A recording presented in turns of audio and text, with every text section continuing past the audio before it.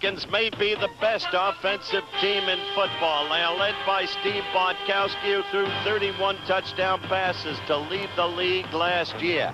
And he loves to throw to a little speedster named Alfred Jenkins, as he did right there. But if you're going to stop the Falcons, there's the problem of stopping the ground game.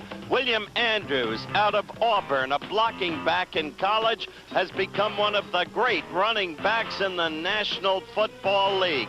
Bull-like, so hard to bring down. And he, together with Lynn Kane, are marvelous. But if you're going to stop the Eagles, you've got to stop the young man from Abilene Christian, number 31, Wilbert Montgomery, who plays with absolute abandon. A great runner, a great receiver, a good blocker. And they are led by Ron Jaworski, number 7, the NFC's top-rated passer in 1980, the man who led them to the Super Bowl against Oakland. So tonight, a critical game, the only unbeaten, untied team, Philadelphia against the Falcons.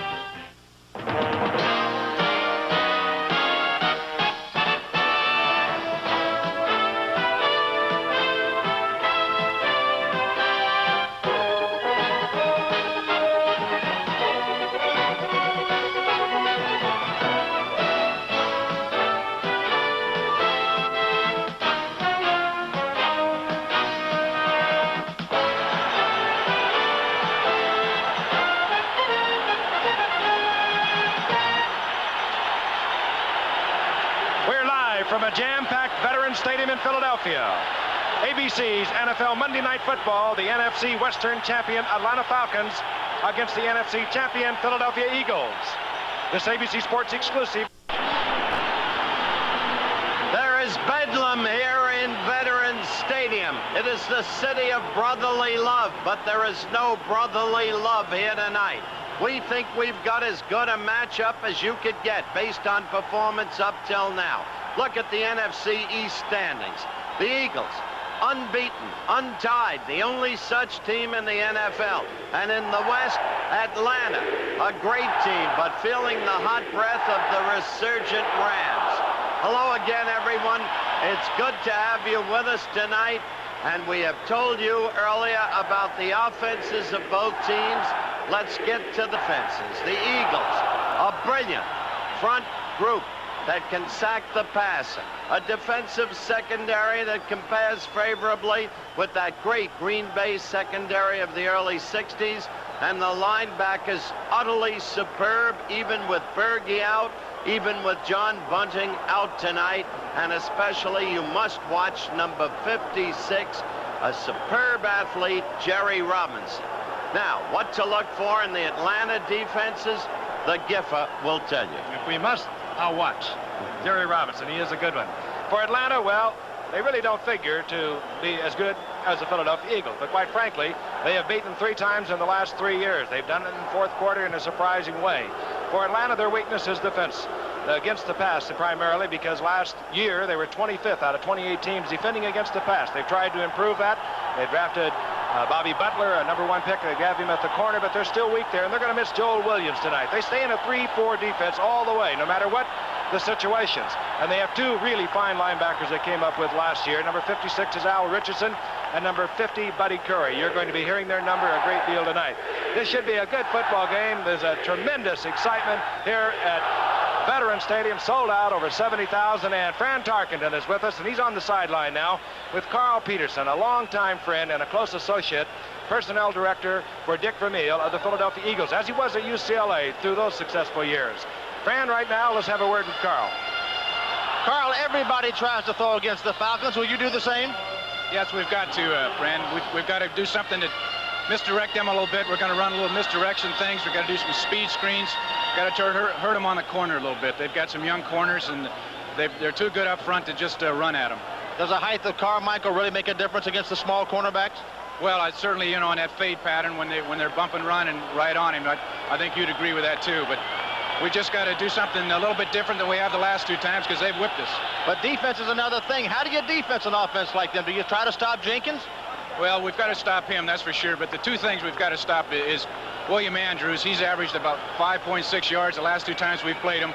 And the other thing we've got to do is put some real pressure on Bartkowski. We've got to get to him. One thing for sure, Carl and Giff, this one is for men only. Back to you, Giff.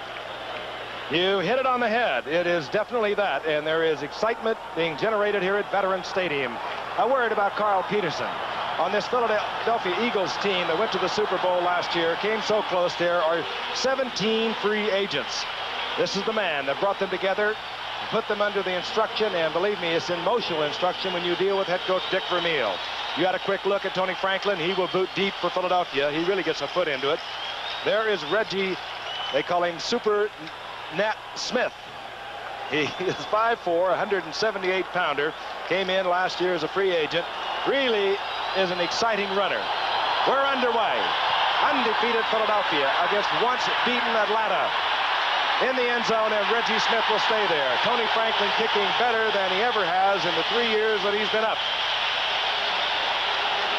And we will see the Atlanta offense. Howard has already touched on what Bartkowski did a year ago, and probably the key thing is, Howard, he has been healthy for the last 2 or 3 years. When he came up as an All-American in California, he was troubled with injuries. Yes, and he had a recent injury. He's playing with a flex jacket tonight, but these damaged ribs have gotten consistently better, and I can't wait for this game. From the 20-yard line, the Atlanta Falcons. 3-1 in the Western Division of the NFC. This is William Andrews, left side. Strong runner taken there by Frank LeMaster after a pickup of 3. It'll be 2nd down and 7, and you'll see the 3-4 alignment of Philadelphia, which will vary over the course of the evening. And starting defensively is Dennis Harrison, and he should be a plus for the Eagles, particularly against the run. He has been out with a knee injury, played a little bit last week in Philadelphia's win over Washington, and he is ready to go. They call him Bigfoot for obvious reasons. If you will check his shoe size, which is 15. 2nd down and 7. Junior Miller split wide. He's the tight end, but he can move out to the side, and there he is. And quickly, the defensive move up there fast was Randy Logan, number 41, the strong safety for Philadelphia. Gain of 3. A great tackler, part of the secondary I touched on that I said compares favorably with the great Green Bay secondary of the early 60s. But watch 51, Reggie Wilkes tonight. Marion Campbell waves in the defensive signals, but if you have to adjust, it'll be Wilkes who'll be doing the adjusting for the defense, with Bunting, who normally does it, out. Frank. Atlanta with the pass offense. The 3rd wide receiver in. They go with the draw, however, to Andrews. Andrews struggles. Depending upon the marking, it could be an Atlanta 1st down. Al Chesley, number 59, defensively in there on the stop. Al Chesley filling some very large shoes from Bill Berge on the injured reserve list, having suffered a knee problem again in training camp. There he is, Al Chesley, a 3rd-year man out of Pittsburgh. 1st and 10, the ball just over the 30-yard line for Atlanta. Atlanta, victims of the Cleveland Browns last Sunday. Philadelphia, as we mentioned, undefeated. Quickly, the pass is out to Alfred Jackson. Randy Logan up there again defensively. Jackson is up close to the 34-yard line for a gain of 4. It'll be 2nd down and 6. Alfred Jackson, 4-year man out of Texas, comes in pass situations and works with Wallace Francis with great speed, does number 89 Wallace Francis. And of course, Alfred Jenkins, the little one who is so effective, number 84. 2nd down and 6. Lynn Kane back into the lineup, number 21. And the ball goes to William Andrews. Andrews hurries out close to another 1st down up at the 40-yard line. And Atlanta working William Andrews to the left side. Lehman Bennett, who brought success and a 1st divisional title to the Atlanta Falcons only a year ago. And they are delighted with their team down in Atlanta, aren't they, friend? That they are, and that man there has done a wonderful job with them. A lot of coaches get a lot of accolades around the league. Lehman Bennett doesn't get many, but he's as good as any of them. Single setback once again. William Andrews, that means Alfred Jackson, 85, Wallace Francis, 89, Alfred Jenkins, 84. Those are the 3 wide receivers that see a lot of duty for the Falcons. Bartkowski has the time, going deep. Jackson was down there working against Herman Edwards. Ball overthrown, good coverage by Herman Edwards, who is making his 67th consecutive start after beginning as a free agent back in '77.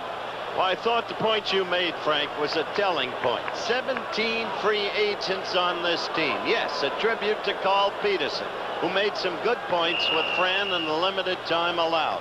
But at the same time, all of them put together in a cohesive, synchronized way by one of the great coaches of our time, Dick Vermeil. They do work like a well-oiled machine.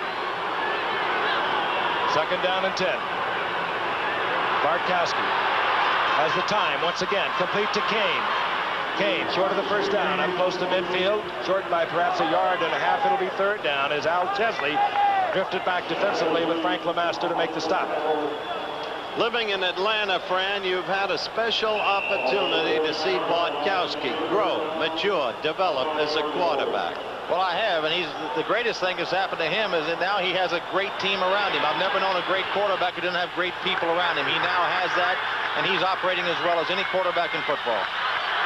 His third down, a little more than one for the first. Kane leading Andrews. Andrews, second effort, first down. Running left tonight, thus far, is Atlanta. It could be because they're fine offensive tackle on the right side. Warren Bryant is out of the lineup tonight with a pulled quad muscle of the leg. Eric Sanders, a rookie from the University of Nevada at Reno, number 67, is playing right tackle for Atlanta. He'll have his hands full working against Claude Humphrey in a passing situation and big Dennis Harrison in other situations. He will be initiated tonight. First and 10, inside Philadelphia territory. Here comes the pressure on Bartkowski, spins out of it. Very calmly fires downfield. It's complete to Alfred Jackson. Great pressure on Bartkowski. He got out of the grasp of the blitzing Jerry Robinson and was able to complete the pass for another Atlanta first down. This is the real development of Bartkowski. Some years ago, he might have panicked in this situation, but he's getting a big rush. He keeps his poise. He locates his receiver and delivers a strike to big play Jackson. And notice it was number 56, Jerry Robinson, who was in there on the blitz. The linebacker we talked about at the beginning of the telecast. You'll see him all over the field tonight. At the 33-yard line of the Eagles, first and 10. This is Kane, right side, trying to follow William Andrews. Atlanta working on the clock. They have used up almost 6 minutes since the opening kickoff. Charlie Johnson defensively there for Philadelphia, along with Dennis Harrison.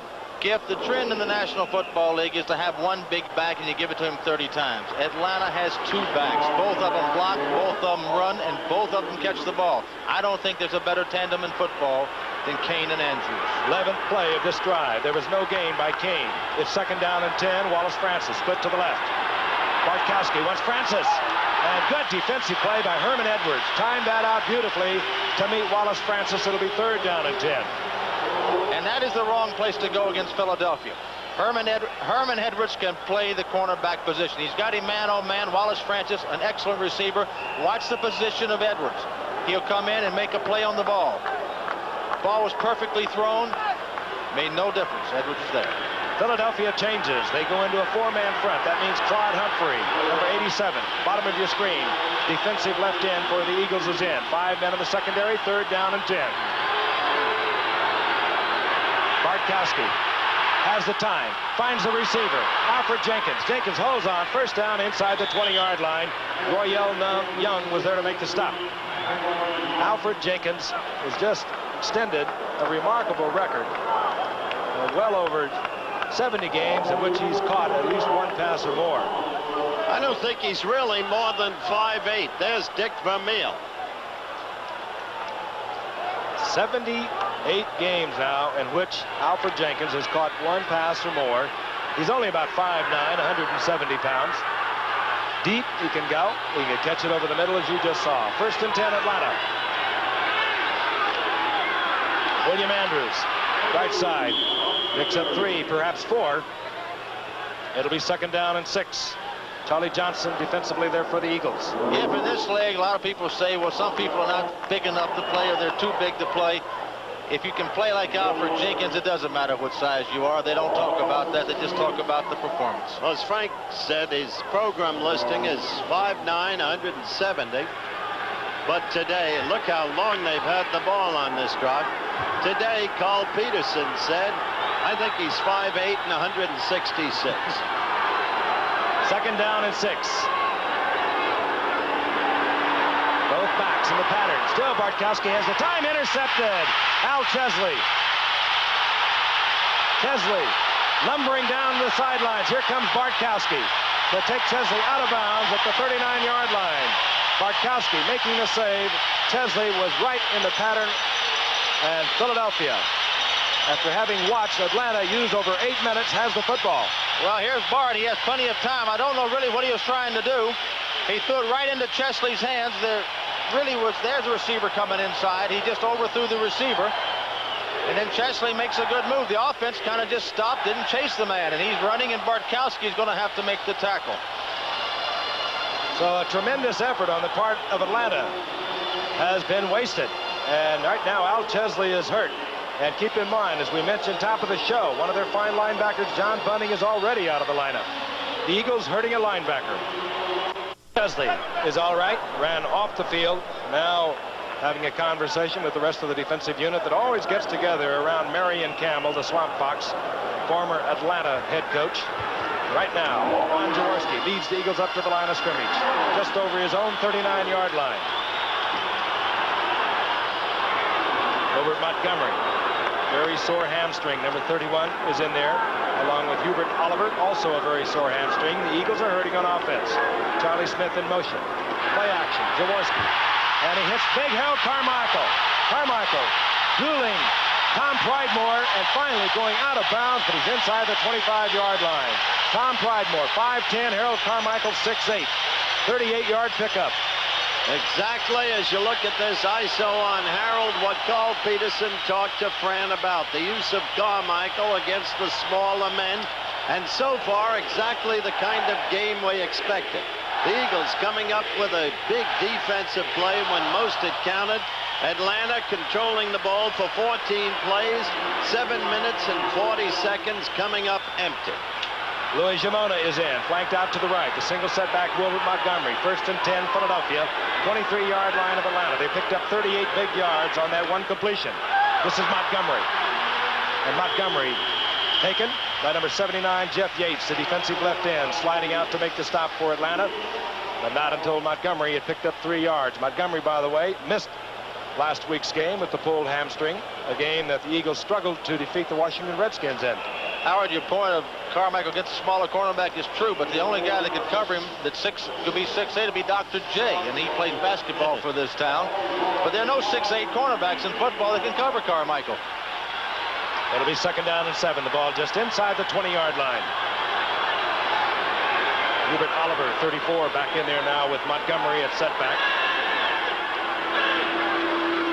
Play action again. Jaworski deflected there, intended once again for Harold Carmichael, and Jaworski knew he had the big man. So it'll be 3rd down now and 7.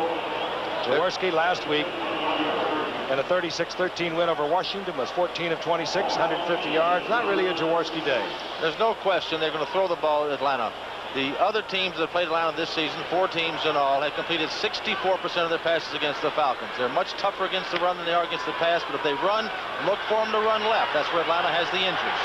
We pointed that out, Fran. They had that problem a year ago. Weakness against the pass. It cost them in the NFC game, playoff game against Dallas. 3rd down and 7. Roll out by Jaworski. Looking deep. Charlie Smith is in the end zone.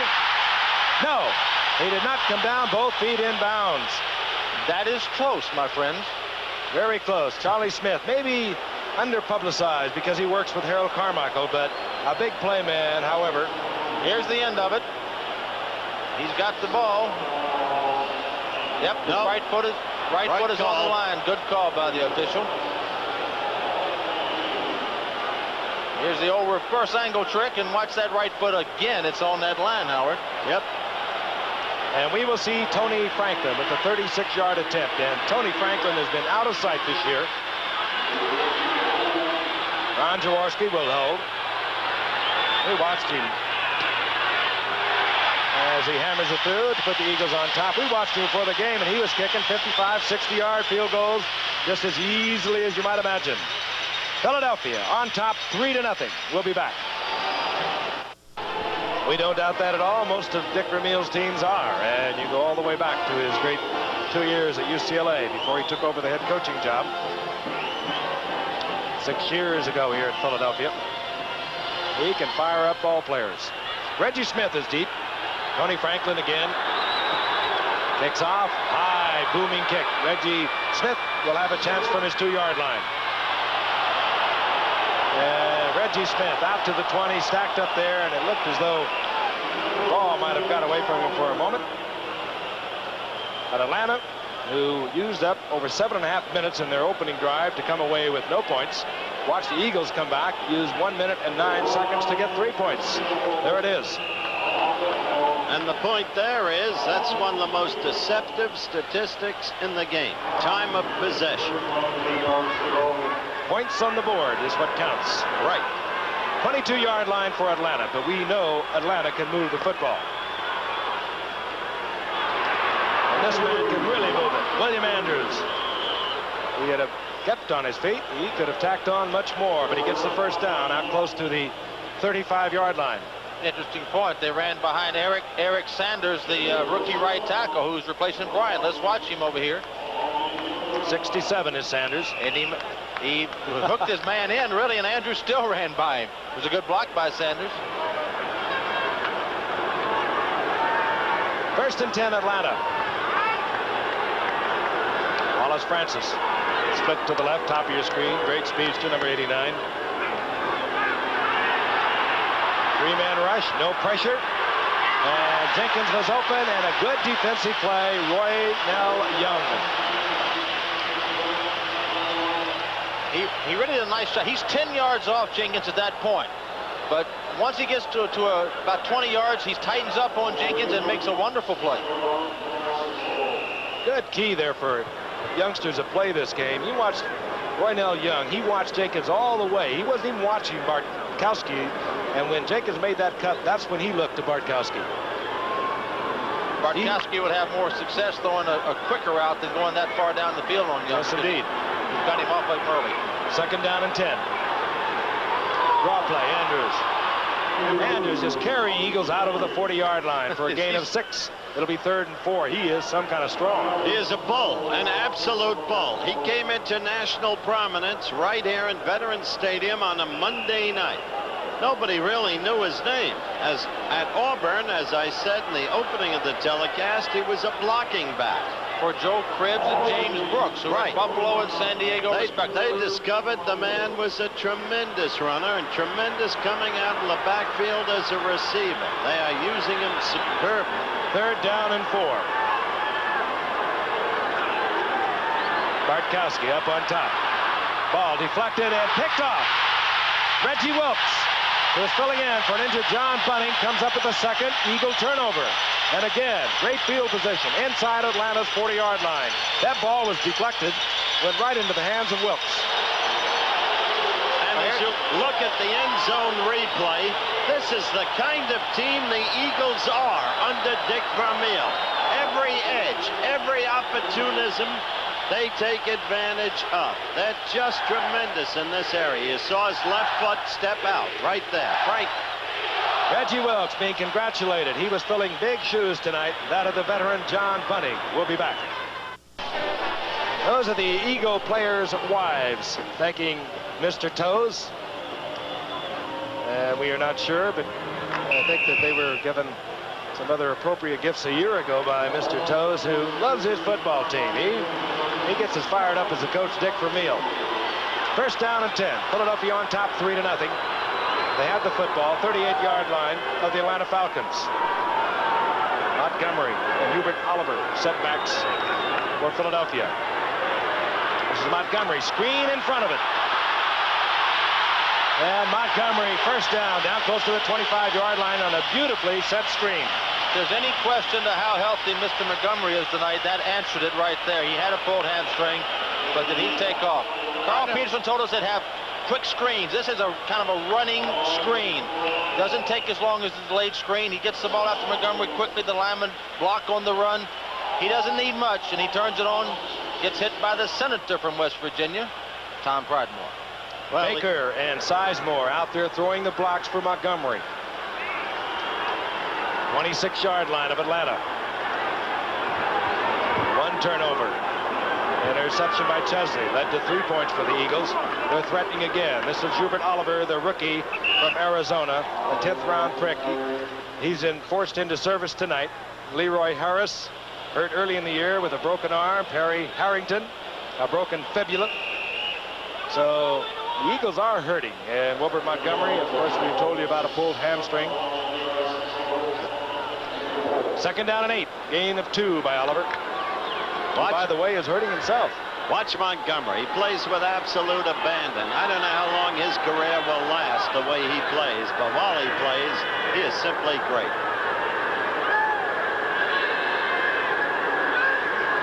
Long count by Jaworski. Fires.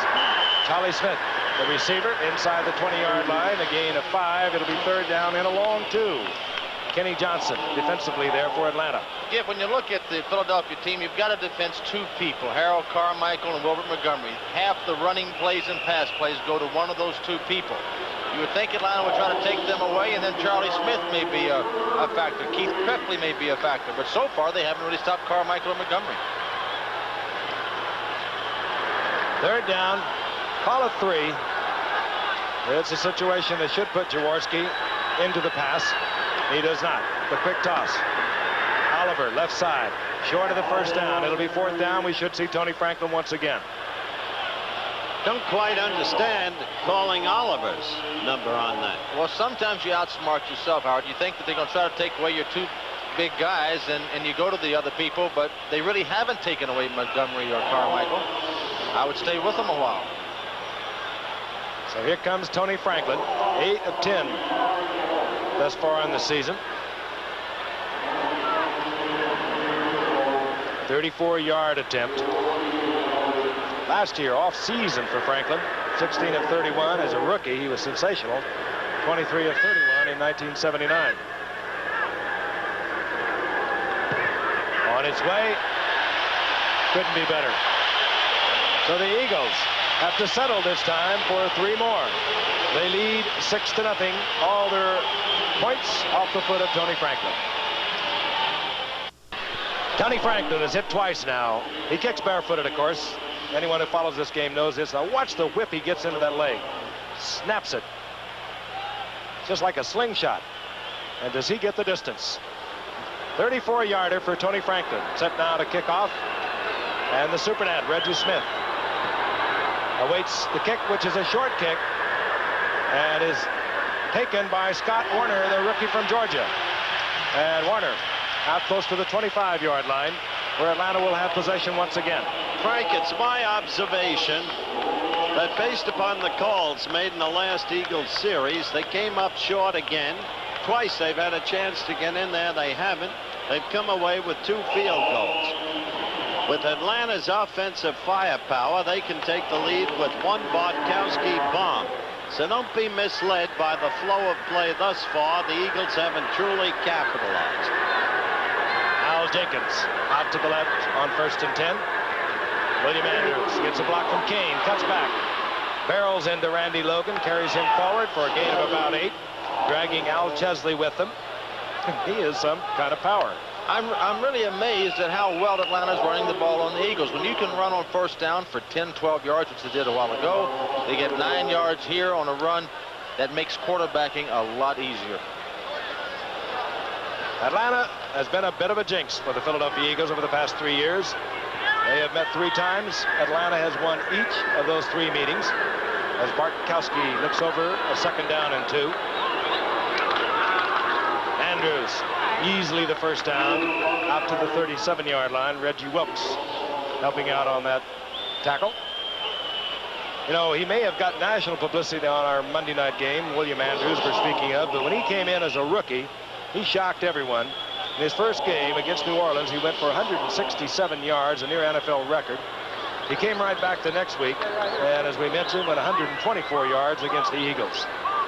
6 feet, 200-pounder. Runs like a 230-pounder. Quickly out to Al Jenkins. Runs into number 46, Herman Edwards, short of the first down, but up to the 43-yard line for a gain of 7. It'll be 2nd down and 3, and time has run out in the first quarter. Atlanta on the prowl once again. We'll be back in Philadelphia. That means that Kansas City will be the home team for the first 2 games of the best-of-5 American League West playoff series beginning tomorrow against Oakland. No need to play the second scheduled game today, but Kansas City was put through an extra trip, more use of their pitching staff. The whole thing a lame brain idea. Back to Giff. But what do you think about it? Actually, Can you be more specific, Howard? 2nd and 3. This is Kane. Kane, first down, midfield. And boy, how these 2 youngsters have complimented themselves, Len Kane and William Andrews. Both of them basically blocking backs. Kane at USC for Charlie White, Andrews for the likes of Joe Cribbs at Auburn. Okay, first quarter statistics. Atlanta, first down, big edge. Rushing, big edge. Passing about equal. Total yards, edge to Atlanta, but 2 turnovers critical. Time of possession, we've already told you, a deceptive statistic. Single setback is Len Kane, the split to the left. William Andrews, the lone setback, gets the call over to the left side and struggles forward somehow for 3 yards, moving close to the 46-yard line of Philadelphia. Bigfoot Harrison defensively there, number 68. Told you about him. The Eagles, although undefeated, have sorely missed Dennis Harrison, who hurt his knee in training camp and is, well, one would speculate, still not entirely 100%. There's no way they'd let Bigfoot go. Excuse me, Fran. I want to pick up in a moment because Vermeil wanted Mosey Tatupu while Montgomery was out in a trade with the Pats. Finish up in a moment. 2nd and 7. Junior Miller, the tight end, in motion. Here comes the blitz, and Bartkowski gets away from it and now has to fire over the arms of Junior Miller, who was covered by Randy Logan. It was Dennis Harrison pressuring Bartkowski. Point I was making, Fran, Vermeil has great respect. There are the stats on Steve up to this point. Great respect for Mosey Tatupu, who had a superb game against Dallas on a Monday night when you weren't with us, Fran. But the Pats wanted Bigfoot Harrison or Jerry Robinson. And Vermeil said, no, we won't go. 3rd down, passing situation for Bartkowski. 4-man front for Philadelphia. Ken Clark is in. Rod Humphrey, number 87, is in. Bartkowski has to hurry the pass, and it's to Jenkins, but incomplete. It'll be 4th down, Atlanta. Well, again, they'll have to turn it over. That was real pressure, Fran. 2 downs in a row. Well, that time he had enough time to throw, I thought. Jenkins had his man beat. Bart didn't throw the pass he wanted to throw. He might have had to hurry it a little bit, but it's certainly something that he would normally make that play. Dropping for Philadelphia, Wally Henry. He'll guess with John James, who is one of the more accurate punters in the league, having led the league a year ago in kicking the ball out of bounds inside the 20. Senior citizen of this Atlanta team. Here's Wally Henry from his 15-yard line.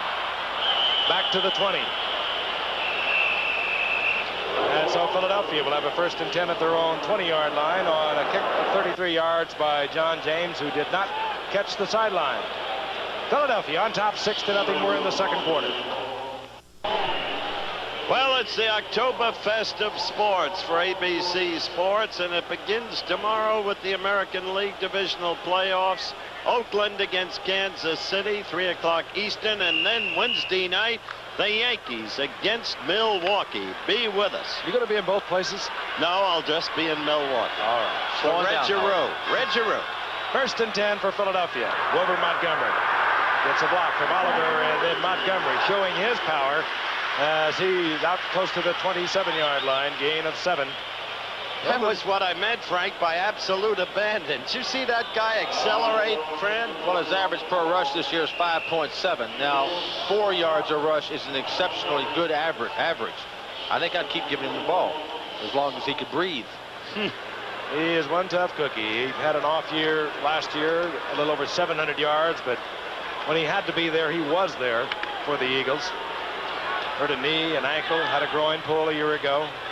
And Wilbert Montgomery will give you 110% every time around. 2nd and 3. That's Charlie Smith in motion toward you. Play action by Jaworski. Trying to go deep to Carmichael. He's covered, so he goes out to Montgomery incomplete. And I want to tell you, Kenny Johnson had Harold Carmichael man on man. Jaworski had plenty of time. Now they're getting a little fisticuffs between Carmichael and Johnson.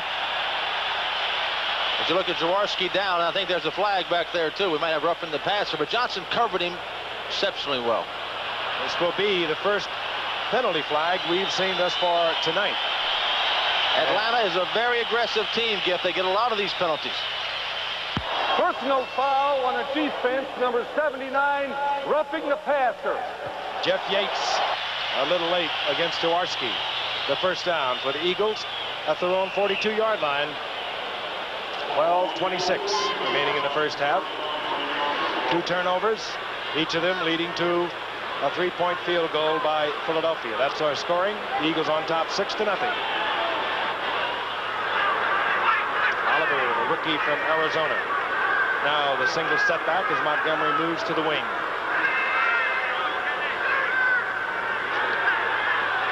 Jaworski screening to Krefley, the tight end. And Krefley upended with a superb tackle by Al Richardson, one of the fine young linebackers that joined this Atlanta team a year ago. They got him in the 8th round, and he has just been superb. That's one of the things Jerry Glanville, the defensive coach, this was the penalty. Watch this. But a year ago, Lehman Bennett and Jerry Glanville put the lie to the old maxim that you couldn't win with rookies. Was that, in your mind, really a roughing the passer for him? I think he did hit him a little bit late. It was a close call, but he did hit him a little bit late, and then they're protecting the quarterbacks. I wish they'd have done it a few years ago. Second and 10, Rodney Parker, another wide receiver, is in for Philadelphia, number 83. Jaworski throwing deep. He had receivers together, intended for Charlie Smith. Carmichael was down there with him, and it attracted a lot of white Atlanta jerseys. It'll be 3rd and 10. You realize what you'd be making if you were still playing? Max Winter showed us all those dollars out of his billfold when we were in Minnesota. And haven't they gotten well the last 3 weeks? Unbelievable. Bud Grant is just amazing. He is indeed. I did mention that night that they might still be a factor in that Central Division, even though they were 0-2, and now they are. 3rd down and 10. The 3 wide receivers remain. And Jaworski will operate from the shotgun. As the time, Billy Campfield is the receiver. And Campfield, he'll be short of the first down. He almost had it, but it was a tremendous tackle by Bobby Butler, the rookie first-round draft pick out of Florida State. And he saved the first down. It looked like he was going to be able to make the first down easily. He had 2 blockers in front of him, no Falcons around.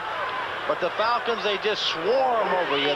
No individually great players on the defense, really, with Joel Williams out. Some very good players, but they swarm you. Glanville makes them tackle. You're telling me Curry isn't great? Very good player. Very good player. Reggie Smith at his 10-yard line. Max Runniger kicking well this year, over 43 yards. That's his average. This time it doesn't turn over, and it'll be short. And it will be out beyond the 20-yard line. Marking it close to the 23-yard line, where it'll be 1st down and 10, and a flag is down at the line of scrimmage. Referee tonight is Ben Dreith and his crew. Again, Philadelphia 4-0 in the young season, leading the Eastern Division of the NFC. And that's going to be a first down. Giff is holding on the defense. They're going to bring it back, mark it off, and it should be a Philadelphia first down. That's the kind of mistake you simply cannot make. 59 on Philadelphia was holding. 59 Philadelphia. Well, holding. Well, he pointed the other way. He did. I think he just turned around a little bit. I think he still turned around. He's got his facts. I think he's 59 on the Falcons. I think he was, too, since we whatever it did is, not have a 59 on the Philadelphia unit. Well, no, he's going to He's going to prevail, Jeff, over you and I. I'll tell you that. He's going to call it against the Eagles. Ben will get it worked out. Either way, that's the kind of mistake you can't make. Ben knows what he's doing. So Al Chesley, apparently, the guilty Eagle, and Atlanta will have fairly good field position. The ball at their own 33-yard line. They have a little more than 10 minutes remaining in the first half. The Eagles on top 6-0. Good, hard-hitting football game. Stick around and enjoy. The holding penalty against Philadelphia's Al Chesley has been assessed. Our referee, Ben Dreith, had his facts right. He just pointed north instead of south. In any event, Atlanta has the ball. 1st and 10, the ball at their own 28-yard line. Giff, one mystery man in the Atlanta offense is Junior Miller, the great big tight end who can really play. He hasn't been used much this year. Be interesting to see if they get to him tonight some. Out of the eye, Andrews and Kane. That's Miller in motion. This is Kane. Gets a block from William Andrews. And Kane picks up big yardage out of the 35-yard line. They're really chewing up that yardage on the ground. When Atlanta has the ball, time flies by. That offense keeps going. They have big first down yardage every time in accordance with the old cliche. Get as much as you can on first down, 4 yards or more. And they're getting that and more. Their statistics are good, but they don't have any points. They trail 6-0.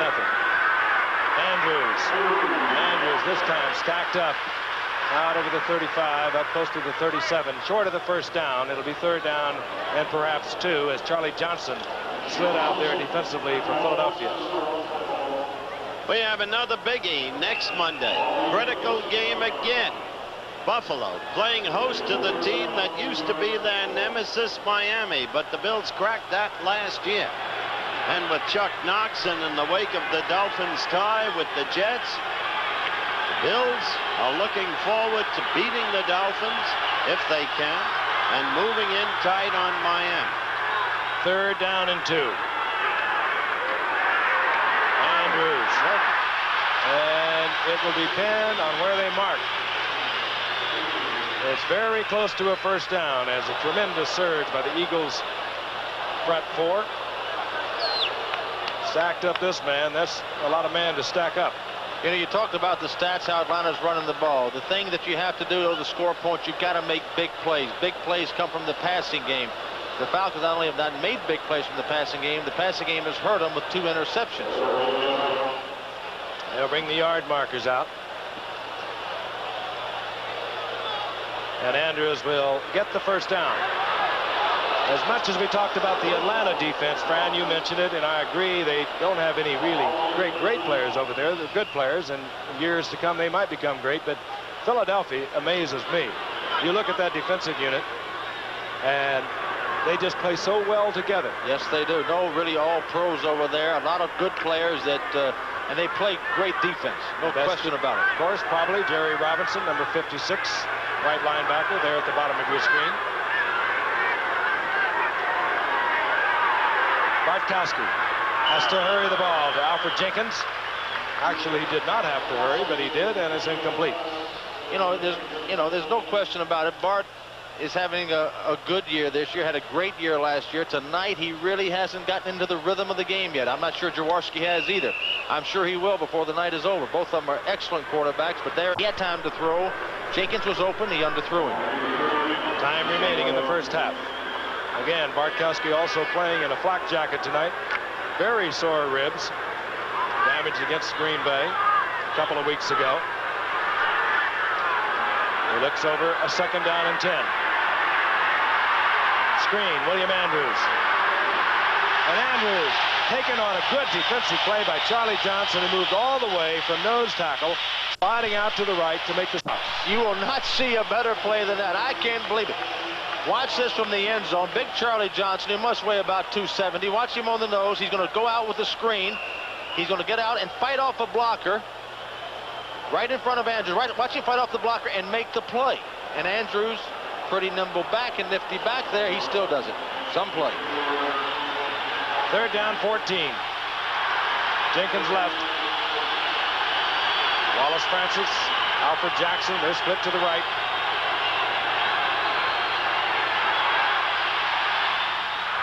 Going for Jenkins. Yes, and he'll have the first down. I'll tell you, that was a beautifully thrown ball. It had to be thrown absolutely perfect. Double coverage on Jenkins, and Atlanta comes up at the first. First big play for Atlanta offensively. And watch, not many quarterbacks in the game can make this kind of throw. His arm is so strong. He's across the field. Watch Jenkins' feet and see if he gets him down. There's 1, 2, right in there. Well, that was 3. That might have been 3. But they gave it to him. You've got a story. It might have been 3. And you only need 2. That's right. Alfred Jenkins, 1973, he was cut by the Houston Oilers. Bartkowski again. This one taken out of bounds. And the guy that caused that play to be an errant throw was really Jerry Robinson, who got back into the coverage and Bart to throw the ball over his head and throw it out of bounds. But what you said, it was exactly true. They've gotten a lot of yards rushing, but you really score with the big play. You've got to make big plays. Atlanta has 68 yards rushing, Philadelphia 14, but it's 6-0 on the scoreboard, Philadelphia. And that's because of the 2 turnovers, which make a difference in a game like this. Second down and 10. Francis right, Jenkins left. Junior Miller in motion. Draw play, Kane. Kane runs into the master. And Reggie Wilkes and gets to the 45-yard line. Gain of 4. It'll be 3rd down and 6. Lehman Bennett, who was an assistant coach with his rival tonight, Dick Vermeil, back in 1973 when they both worked under Chuck Knox out at the Rams. All right, they put Atlanta back in a pass situation. They've taken Kane out now. They've got 3 wide receivers, Andrews and Big Junior Miller. It's a lot of firepower to go with. Jackson goes left. Junior Miller lined up, bottom of your screen.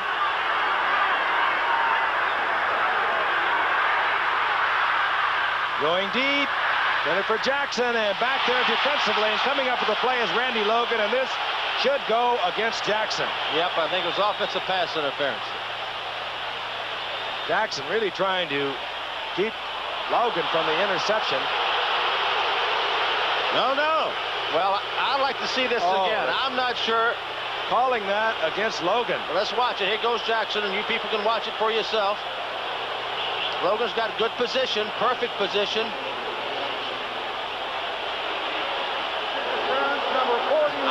I really didn't see it either way. I didn't see anything there. I didn't see it either way. They're jostling a little bit down there, but Logan's got a chance to go. Let's watch it from this angle, see if we see anything. Now Jackson really pushed Logan there. I can only see Logan playing the football. I cannot see a penalty on Logan there. I don't agree with the call. 1st and goal to go, Atlanta at the 6-yard line. 2 tight ends are in. McCusker joins Junior Miller. Andrews. And Andrews is taken by Ken Clark. A superb backup nose tackle is in there on the goal line defense. Well, here we go from the end zone. As Vic Clark just runs over Van Note. It's a tough block by Van Note. He had to try to cut him off, and he makes the play back in the backfield, and he's put the Falcons in a in a must situation to throw. Did you look at Ken Clark? And in a situation working with the end zone where the Eagle defenders will be playing all receivers very tight. 2nd down, goal to go. Not much room down here. You got to look for the tight end Miller here. The back Andrews. They're the 2 best targets in this situation.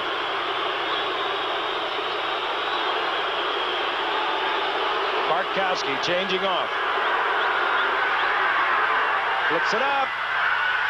And intended for Jackson, incomplete. Defensively, it was Herman Edwards and Randy Logan, both back there with Jackson. Lucky it wasn't intercepted. Once Jackson played with the ball, it fell errantly, but yet within reach. All right, watch this from the reverse angle. You'll see Jackson get the ball in his hand, but Herman Edwards made a tremendous play. Jackson's got him beat, but watch Edwards strip the ball from him right here. Just rips it out of his arms and almost intercepted by Logan. 10th play of this drive. It's 3rd down, goal to go. Atlanta started at their own 29.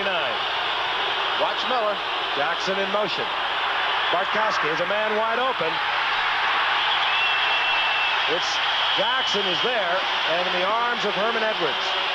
Edwards is playing himself some game. And it's decision time, and quickly Lehman Bennett makes the decision. Out comes the field goal unit. It's 4th down. Ball inside the 3.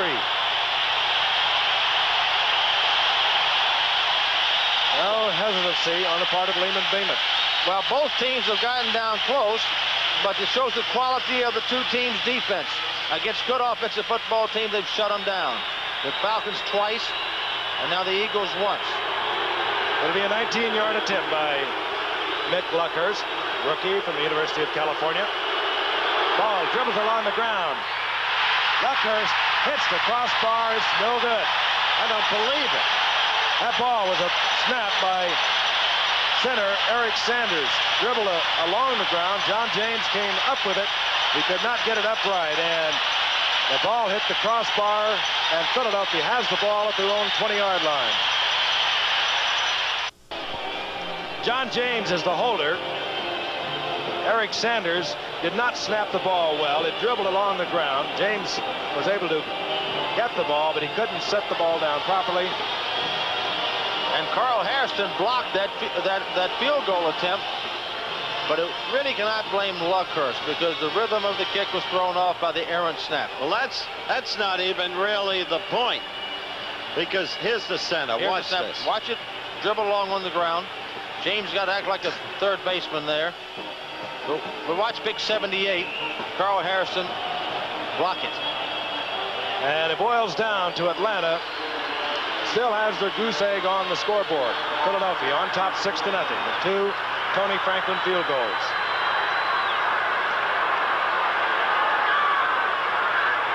Wally Henry in motion. Wilbert Montgomery, and he is smacked at the line of scrimmage. Hit there hard. Number 65, Don Smith, there first. See how misleading that statistic is, with the Eagles leading 6-0. Now, I want you to know, for the first time on home television, for the first time, Saturday, October 17th, special time, Wide World, 2 to 3:30, the fight between Sugar Ray Leonard and Thomas Hearns. More in a moment. 2nd down and 10. Wally Henry again in motion. This time they give the ball to Henry. He's got it. He has open field. I think there was a clip, however. Yes, you're right. If there was one. Henry had the first down out over the 30.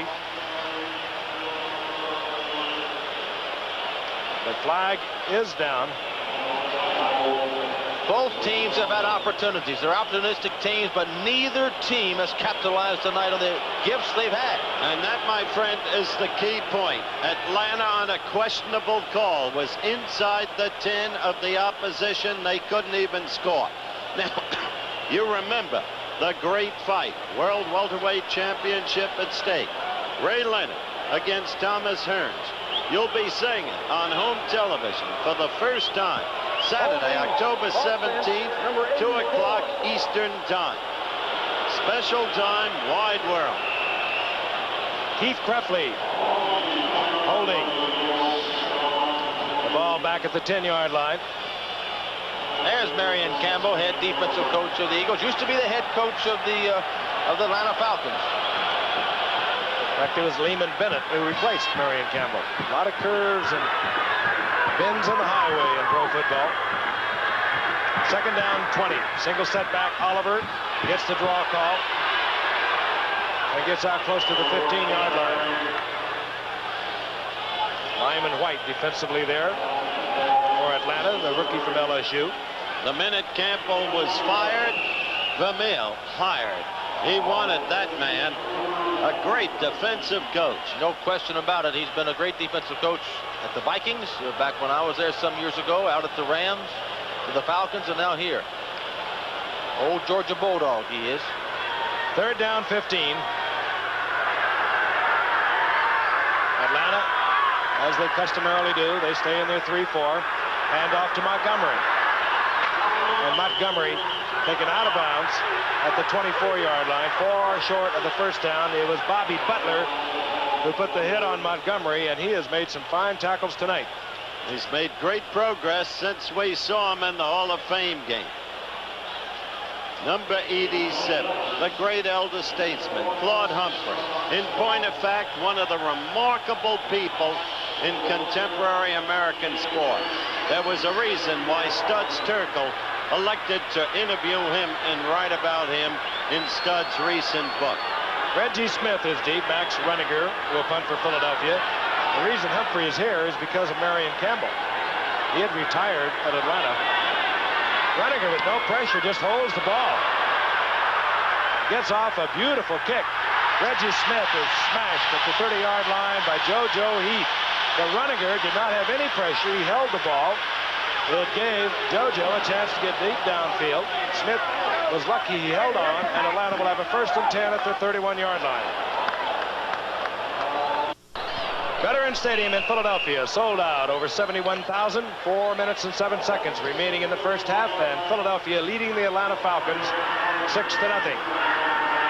Both of them leaders in their respective divisions. Steve Bartkowski looks over a 1st and 10 from his own 30-yard line. This is William Andrews. Andrews having a rough time off the left side, picks up 3 yards. It'll be 2nd down and 7. Giff, except for the first Atlanta drive, the one pass to Carmichael, neither offense has done much against the two defenses tonight. Usually when you have two teams like this that are so inspired defensively, that happens. They shut down the offenses. 2nd down and 7. Junior Miller, the tight end, split to the left. He has the speed and the ability to play outside. The two wide receivers are Jenkins and Francis, top of your screen. Bartkowski fires to Jenkins. And Jenkins in the arms of Roynell Young. Up close to a 1st down. Just a little short, perhaps a yard. Maybe a yard and a half. It'll be 3rd down. Alfred Jenkins with that incredible average every year. Coming into the night, he had averaged a little over 22 yards, had 5 touchdowns on 16 receptions. Well, it's a long 2 to go for this 1st down. James Mayberry is in there for Andrews. Mayberry, number 39. Play action by Bartkowski. And Bartkowski forced to throw it away. Junior Miller got a hand on it, but he was well covered, and Atlanta must punt. Well, he was trying to get to Kane down the field, and everybody was covered. Bart had nowhere to go. Give the Eagle defense great deal of credit for that. Great execution on defense. Defense have taken over this game right now. Apart from one Atlanta drive and one big Philadelphia play, a pass to Carmichael. That's been the offense tonight on both sides. Wally Henry, with respect for John James, lines up inside his own 20-yard line. James hangs it high, but it doesn't turn over. Fair catch called for and made at the 28-yard line. Philadelphia will have possession. Once again, they have 3:11 on the clock. A little scuffle breaks out on the field, but cooler heads prevail. We'll be back to Philadelphia in just a moment. Ron Jaworski, 5 of 8 on the night. The game has turned into a defensive battle. First few minutes were all completely offense. 1st and 10, Philadelphia, their own 28-yard line. Oliver, the rookie from Arizona, the sole setback. Jaworski, Charlie Smith. Smith struggling forward, close to a Philadelphia 1st down. Charlie Smith got his first touchdown of the year against Washington a week ago, and a big one it was. As at that point, when Smith put it on the scoreboard, Washington was still in the game. Pretty interesting, Giff. That was the 9th pass he's thrown in the first half. You're playing against a team that does not play the pass well, and you've only thrown 9 passes. That's pretty conservative football. But they haven't had it that often. Atlanta's run 39 plays to 17 for Philadelphia. Atlanta's had the ball for 18 minutes and 13 seconds to 8:36 for the Eagles. And they come up with a goose egg. That's correct. 2nd down, less than a yard. Oliver. The single setback. Montgomery being used at the wing. There's Oliver. 1st down easily. Up over the 40-yard line, Jeff Yates at the bottom of that Atlanta pile. And we're heading towards the 2-minute warning. Both teams with 3 timeouts. Their full complement. And there it is. Philadelphia remains on top 6-0. And we'll be back with more action after this message from the National Football League. U.S. Olympic hockey coach Herb Brooks has turned pro. Can he make his magic work for the New York Rangers? Also a special assignment on ABC News, World News Tonight. A nursing shortage threatens your health care, causing a nationwide crisis. What are hospitals doing to attract qualified people to the profession? That a special assignment on ABC News, World News Tonight. So tomorrow, check us out. We're doing all right. 1st and 10, Philadelphia.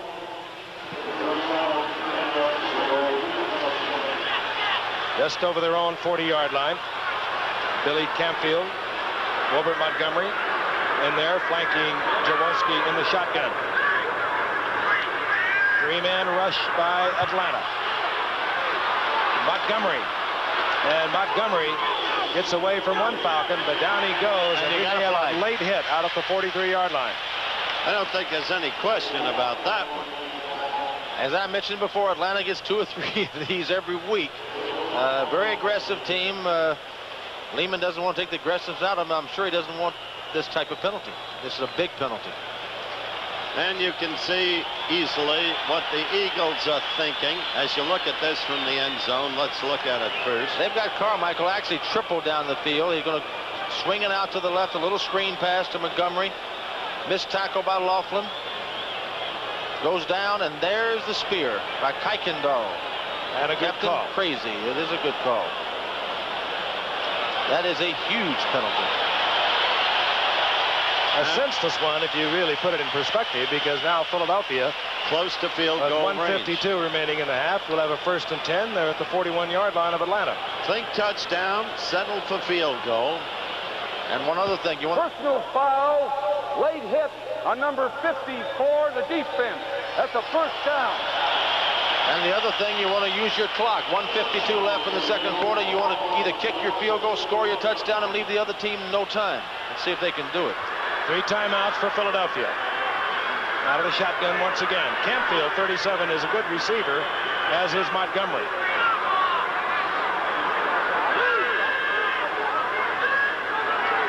Low snap. Jaworski one-hops it. Fires, and it's complete to Charlie Smith. Steps out of bounds, stopping the clock with 1:46. And up close to a 1st down. Good offensive football. They're really now taking away Carmichael. They didn't early in the game. They're taking him away with double and triple coverage, which means that Charlie Smith, Rodney Parker, Wilbert Montgomery are getting man-on-man coverage. That's difficult. Each Charlie Smith with 3 timeouts. Stopping the clock by getting out of bounds. Good call by Jaworski. Of course, the call is being flashed into him from the sideline from Dick Vermeil and his staff.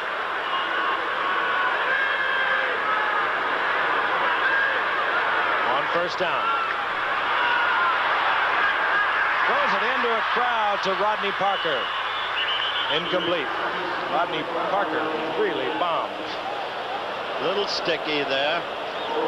Well, if you watch him here, you'll see him look like he's open for a minute. Jaworski delivers the ball, delay underneath. They cleared out, and watch him get converged on right here by 3 Falcons. Butler, Kuykendall, Curry.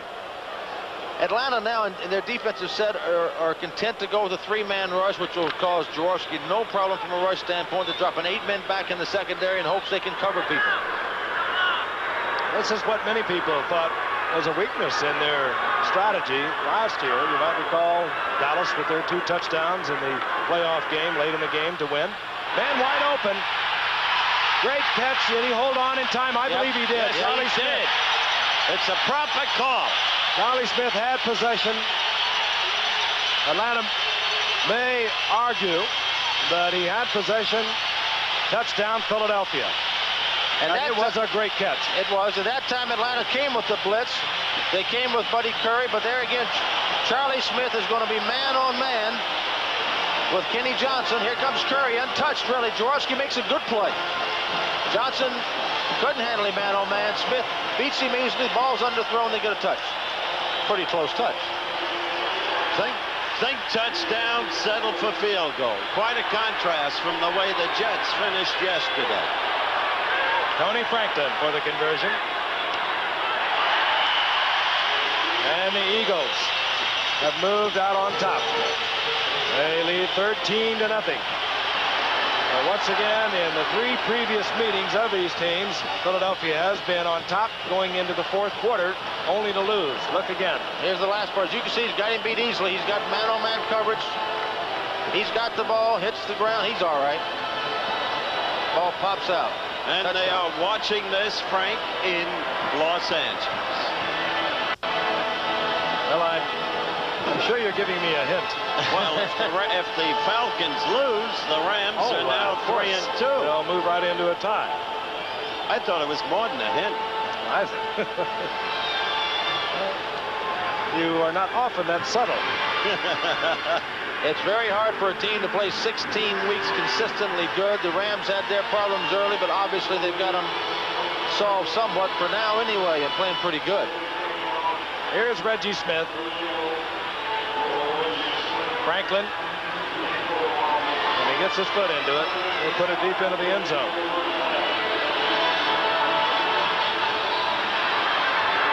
It's high, and Reggie Smith will take it at the 3.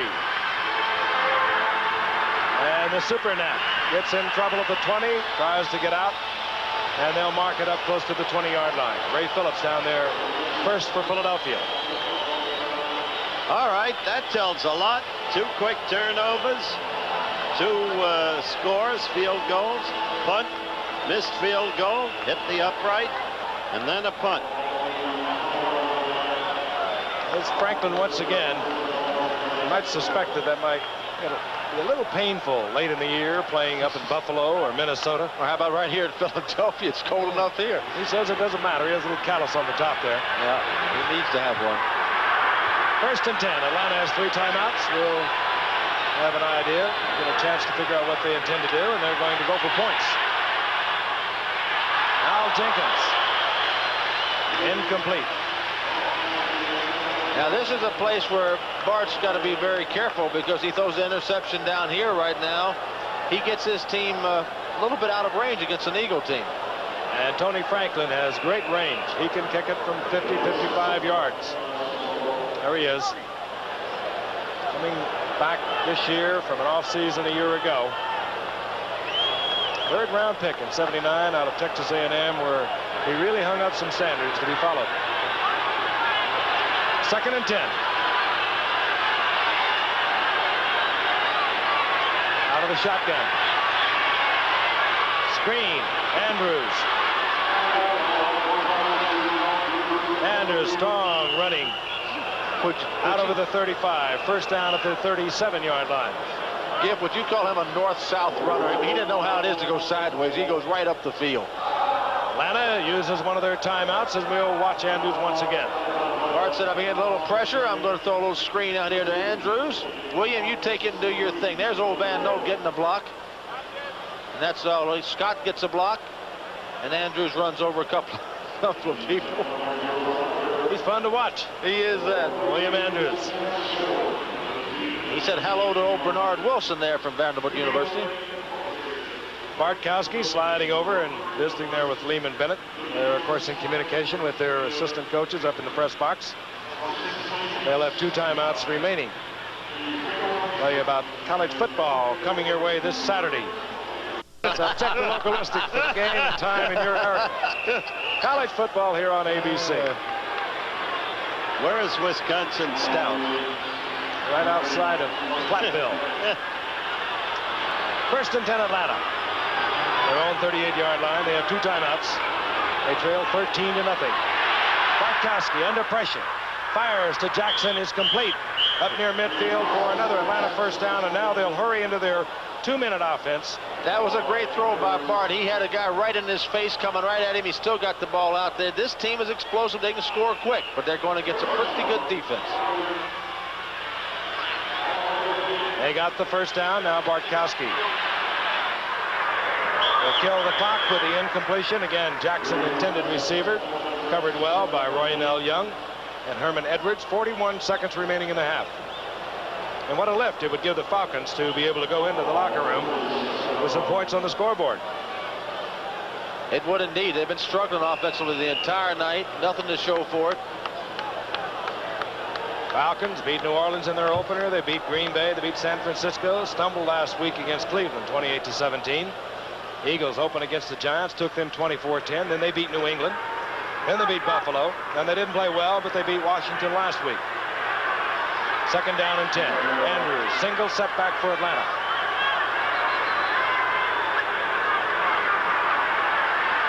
Bartkowski, Jenkins, and he's hammered to the artificial turf at the 45-yard line by Richard Blackmore. And again, Atlanta with the hurry-up offense. And Richard Blackmore was all over him. And now Atlanta will use another timeout with 30 seconds remaining in the half. And once again, Bartkowski will move over to the sideline to visit with Lehman Bennett. We could not live. The world will miss people like Jack Dolph. I love to Jeannie, the family. Third down and 5. Atlanta with 30 seconds on the clock. They have one timeout remaining.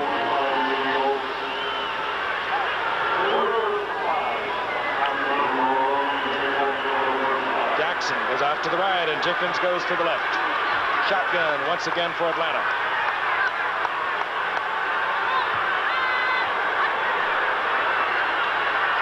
Bartkowski as the time fires incomplete, intended for Andrews.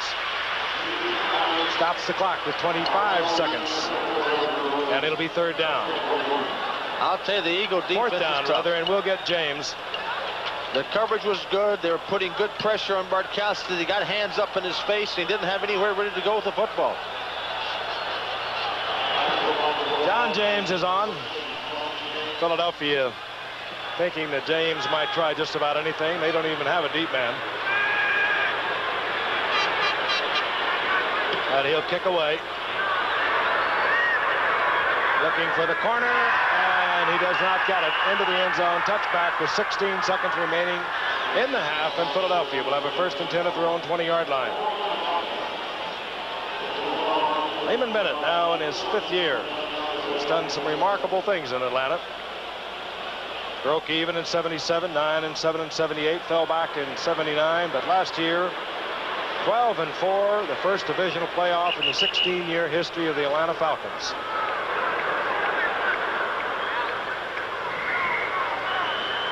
And they've got to go back into their dressing room and regroup. They got themselves in a real tough position here against a very tough Eagle team. But keep in mind, the Eagles, the last 3 times Atlanta's beat them, has led going into the 4th quarter. Atlanta's come out on the winning side all 3 times. Eagles in their lineup and protected offense. I was always good at that play. Final seconds will tick off, and the Eagles will go in. Listen to Dick Vermeil remind them about those 3 games that they had lost to Atlanta in the 4th quarter. And Lehman Bennett will try and get something happening with his troops. We'll be back in Philadelphia with our halftime activities after this word from our local stations.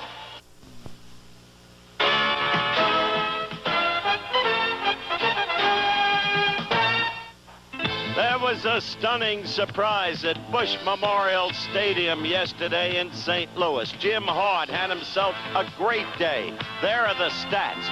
And after recovering a fumble on the kickoff, Hart handed off to Wayne Morris, 9 yards, touchdown, 7-0, the Cardinals over the Dallas Cowboys. Still the first quarter, Dallas struck back the way they seemingly always do. And you saw the handoff there from White to Dorsett. Touchdown, Tony just missed 100 yards on the day. That made it 7-7. Third quarter, it was 10-10. Pump, fake, then a throw. What a marvelous catch by Roy Green of the Cardinals, a superior ball player, playing 3 different positions on the day. Look at it again, one-handed and still within the end zone. The touchdown, 17-10 St. Louis. But later in the third quarter, 2nd and goal on the St. Louis 11, Danny White, who had himself another fine day. Throwing to Dorsett again. Tony in for the touchdown. touchdown, 17-17, end of the third quarter. Fourth quarter, 1st and 10, St. Louis ball to St. Louis 22. Jim Hart, unafraid, unerring, throwing to his tight end, Doug Marsh, number 87. That pass good for 20 yards. 2nd and 10, the Dallas 48. Now, watch Hart go to work again. You never heard of Roy Green. He played wide receiver. He played defensive back. He played on the special teams 3 ways. And what a day he had. That was good for a 19-yard gain to the Dallas 30. Seconds remaining. Neil O'Donoghue, no question. High, right between the uprights. The St. Louis Cardinals upset the previously unbeaten Dallas Cowboys. The score 20-17. Hart gets some braces. The Jets, a nemesis team for the Miami Dolphins, going against the then unbeaten and untied Dolphins. Richard Todd in the early going, red hot, throwing to Jerome Barkham, the tight end. Touchdown, 7-0, the Jets. But Miami struck right back. David Woodley, the second-year man from Louisiana State, split T option. Look at him go all the way down to the Jets' 3-yard line. That set up an Andra Franklin 2-yard touchdown run, 7-7.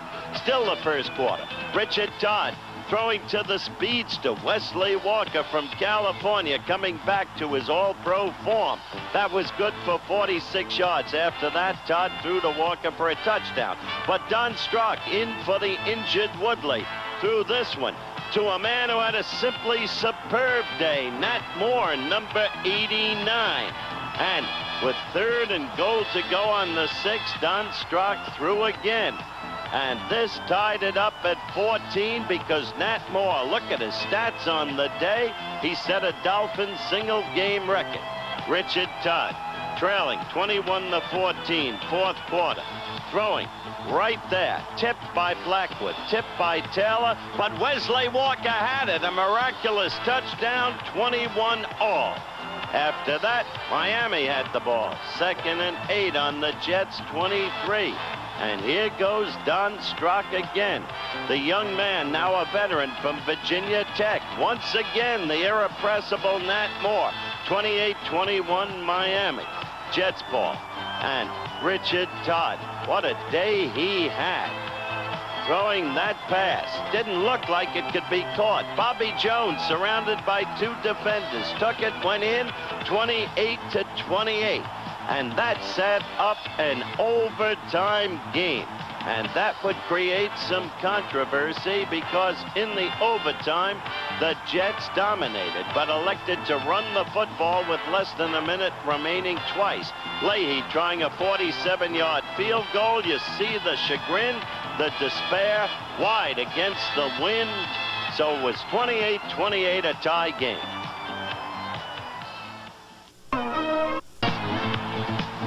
A terrible year. A terrible year thus far for the defending Super Bowl champion Oakland Raiders. The game against Denver and evidence of it. Plunkett on the first possession, back to pass deep in his own territory. Sacked by Rulon Jones, number 75, one of 3 sacks on the day. In the second quarter, Denver ready to strike. 3rd and 2 on the Oakland 4. Morton handing off to Preston. Look at Dave keep his balance. He had a good day. 7-0 Denver. That's what it was at halftime. In the third quarter, 4th and 5 at the 50. Denver's first possession. Prestridge punting. Matthews back to take the punt, but no, right through his arms. Denver picked off the fumble. That set up a Freddie Steinfurt field goal. 10-0 Denver. And then, finally, this 20-yard dash. Morton to Rick Parros in the handoff. It was 17-0 Denver. Dan Reeves pulling a miracle for the Bronx, and Oakland shut out back-to-back. Baltimore was at Buffalo, another capacity crowd at Rich Stadium, and Joey Cribbs had himself a 159-yard day on the Bills' first possession of the game. Look at Joey running right. Superb blocking. He gained 28 yards on this play. That set up Finally, a 3rd and 4 in the Colts 16. Joe Ferguson, the steady-going quarterback, very much underrated. Looking for Jerry Butler, the Tiger from Clemson, back in the lineup. Touchdown, 7-0 Buffalo. It was 14-3 at halftime. Then, in the 3rd quarter, Joey Cribbs again. This dash for 35 yards to the Colts' 18-yard line. That set up a Nick Mickemeyer field goal, 17-3 Buffalo. It became 23-10. Then, with less than a minute remaining, Bert Jones, still a great quarterback, hitting Ray Butler, touchdown, 23-17. Buffalo is back with Butler and Shane Nelson back. And remember, next Monday night, another critical game. The Dolphins go into Buffalo. No longer a nemesis for the Bills. They beat them last year. We'll be with you then. Be with us. And so that's the way it was earlier tonight at the Waldorf. And halftime stats, I should have said Sheila Young, commentator for ABC at Lake Placid. Forgive me. She, of course, won her gold 4 years prior to that. The halftime stats, Atlanta leading in first downs, don't be misled. In yards rushing, don't be misled. Yards passing about even. Total yards, all Atlanta. But the turnovers, the two utterly critical. Time of possession, not very important. The only touchdown of the night, with the Eagles leading 13-0, was this throw by Jaworski. The Eagles playing aggressive ball as the end of the half neared. The throw to Charlie Smith, underthrown, but Charlie held it long enough. Touchdown. And that's the way it was properly ruled. There is Ron Jaworski, and we are about ready for the start of the second half. Sir Francis Tarkenton is looking at his 3 deeps, getting ready to impart the depth of his knowledgeability to you, while the Giffer, as always, is ready with the play-by-play. And I don't think anyone on the Eagles ball club is misled at all. They know Atlanta can strike quickly. Wally Henry, deep for Philadelphia. Set to kick off is Mick Luckhurst. Eagles will have first possession. Left-footed kicker, Luckhurst. Low along the ground. This is Louis Giamona. And Giamona, who had a big game last week for Wilbert Montgomery, out to the 33-yard line. You mentioned a big game for Wilbert Montgomery. If ever a coach was put to the test, it was Vermeil. When he was without Montgomery, Harrington out for the year, his team held together. They won 2 games that they had to win, and that's why they're the only unbeaten, untied team in the league. And tonight, their defense has been utterly staunch. First and 10, Philadelphia, their own 33-yard line as we begin the second half. The Eagles looking for their first ever 5 consecutive wins at the start of a season. They've never done that. Charlie Smith in motion. Jaworski with the screen to Smith. And Smith out over the 35 to the 37-yard line. He really had a big play going, but Al Richardson showed unbelievable speed coming from the inside. There you see Richardson, and made him an amazing play to hold it to about a 3-yard gain. There he is. They got him in the 8th round. Buddy Curry came in the 2nd round, the 2 fine young linebackers that came a year ago to Atlanta. But Al Richardson really surprised everyone. Well, they got him, yeah, because nobody thought his knees would hold up in pro football. He had bad knees in college. It prevented him from playing a lot in college, but he's held up fine. Led the team with 7 interceptions a year ago. Al Richardson with 2nd down and 7.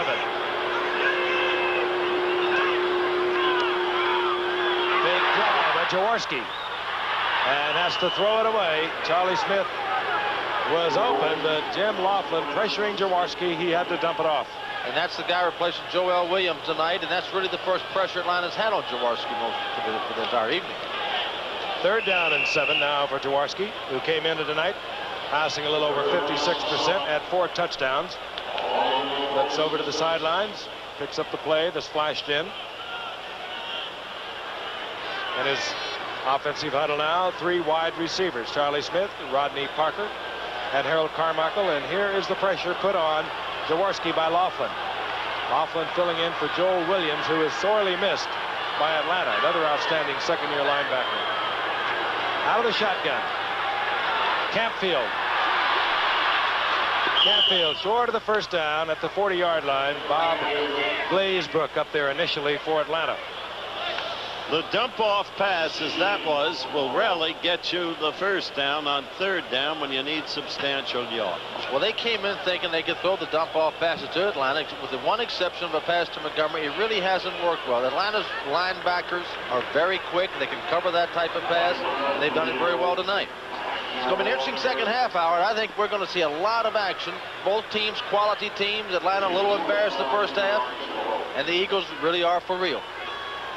Reggie Smith has dropped for Atlanta at his own 15-yard line. Max Bruniger. The punter for Philadelphia is on.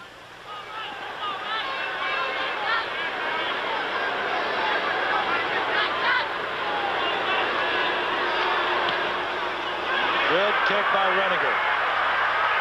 Smith all the way back to his 10-yard line. Trying to get behind the picket line. And good coverage by Philadelphia. That was a 50-yard punt, and Reggie Smith was only able to bring it back 5 yards, and Atlanta will begin their first possession here in the second half at their own 15-yard line. Again, tempers are just on the verge of getting out of control in this game. Not a whole lot of love lost between the two teams. We'll be back. The Eagles, JoJo Heath being treated on the field. A couple of trainers. They're looking at his right hand. They're not holding hands in there. They're trying to get his dislocated finger back in I place. think that's probably the case, and it does hurt. Ever had that, friend? Yes, I have had that. And it's painful. Not only that, it hurts. Coming to the sidelines, if that was the case, he'll say, well, I'm all right now. But it is about as ugly a looking thing as you can imagine. Finger at right angles, and all of a sudden they grab and pull it back. Did you have that? Yes, I have had it a couple of times. Most receivers and defensive backs have that one time or another. Atlanta. All right. Down 13-0. First possession, second half. Ball just at their 16-yard line. An explosive team that so far has come up with nothing but fizzles. Andrews, left side. A yard and a half. We've been saying explosive team, but the Eagles haven't listened to us because they are really shutting them down. I haven't seen Atlanta shut down this way in a long, long time. And that man is doing his job tonight on the nose tackle, Charlie Johnson. Pro Bowler the last couple of years and playing back to form tonight. It'll be second down and 8. Ball up close to the 18-yard line. Bartkowski has Lynn Kane split to the left. Here comes a pressure, and Bartkowski gets away from one Eagle rusher. And he just about was sacked. There were two Eagles right with him. Harrison was in there. And Dennis Harrison is really playing a fine football game tonight. He has been the pressure on Bartkowski. Bigfoot. I can't tell you the respect I have for Dick Vermeil. He has a quality that dates back to Vince Lombardi. He really does. The ability to get more from every man than the man himself ever thought he had to give. And yet to get his people to synchronize, to coordinate in a group effort, sublimating themselves as individuals for the common good. This is a coach, Frank. Third down and 8. I don't believe there's any question. Almost picked off. Intended for Jackson and almost picked off by Roynell Young, and Atlanta unable to move the football will have to punt, and Philadelphia stands a good chance of being in great field position. They love the Eagles. You think of Dick Vermeil. The Eagles didn't have a #1 draft pick until 1979, from 1973 until 1979. And the Eagles are going to get good field position after this. James, high kick. Wally Henry at his 40-yard line. And Henry back to midfield before he's piled up. 43-yard punt. The Eagles will be at midfield. They lead 13-0, 12:36 remaining in the third quarter. And we'll be back in Philadelphia after this message. Frank Gifford with Howard Cosell, Fran Tarkenton, watching two of the NFL's finest. The Eagles and the Falcons, both on top of their respective divisions. And the Eagles undefeated and untied. On 1st and 10, the ball right at midfield.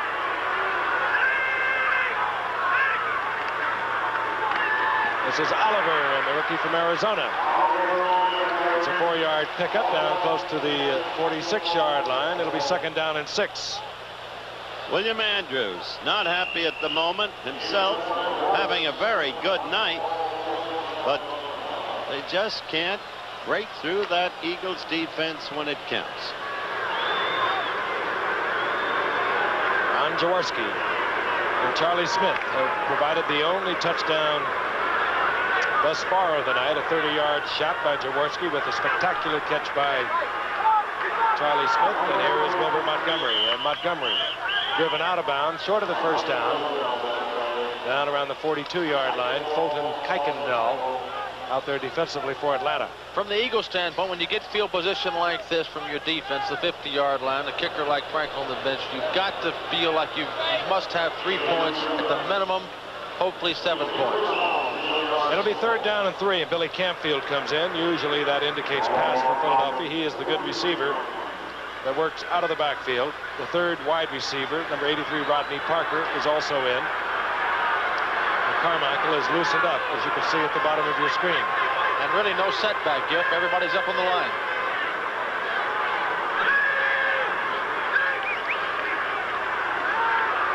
Jaworski. Good defensive effort there, Buddy Curry. The intended receiver, Campfield, and now Philadelphia must punt. Or perhaps, we'll wait to see, but we do see Runniger coming out. This was an important series, though, Frank, because as Fran pointed out, when you have that kind of field position, you expect to get at least 3 from Tony Franklin. And Atlanta held them, and the Eagles didn't get it. The Eagles have had a chance to put them away, and they haven't. You let a team hang too long, and they'll come back on you. Runniger looking for the sideline. And it takes a definite Atlanta bounce. But again, Atlanta will be deep in their own territory at their 10-yard line, a 32-yard punt. And a frowning bird here at Veterans Stadium, where we'll be returning in just a moment. The Atlanta Falcons, 1st and 10, their own 10-yard line. It could be quite a series for them. They'll have to get it out because Philadelphia will not be stymied too long. If they need to throw it on 1st down to have a real chance of getting out of there, to hold the pass rush down. Andrews pulling ahead for a couple. It'll be 2nd down and 8. Now what they've done, Howard, is put themselves in a situation where Philadelphia can strap their ears back and rush the passer. They've been overpowering the Falcon offensive line in pass situations. 2nd and 9, pass situation. You should be throwing on 1st down in a situation like this. They didn't. Got themselves in a hole. From their 12-yard line. Out to the left, the big tight end, Junior Miller. 2 wide receivers, Jenkins, Francis, top of your screen. Bickley, Bartkowski, Jenkins, and Jenkins hustles up to about the 18-yard line. It'll be 3rd down and 2. Defensively, it was Roynell Young. Now that was a good throw there because he's not really getting the pass protection that Bartkowski would like to have. He's got to throw the quick rhythm passes until he establishes some rhythm of his offense. Once he does that, then he can go do what he wants to do, and that's throw the ball long downfield, which he will eventually. Got himself in a tough situation. The Eagles are not giving up that much yardage on the ground. And they have a 3rd and 2. I wouldn't be surprised to see him throw for it here.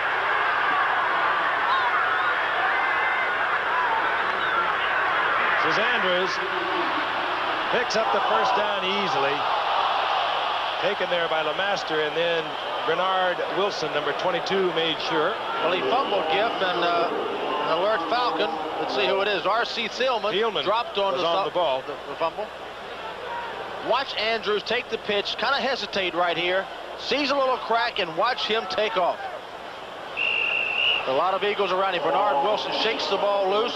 He really did. R.C. Thielman very alertly falls on it.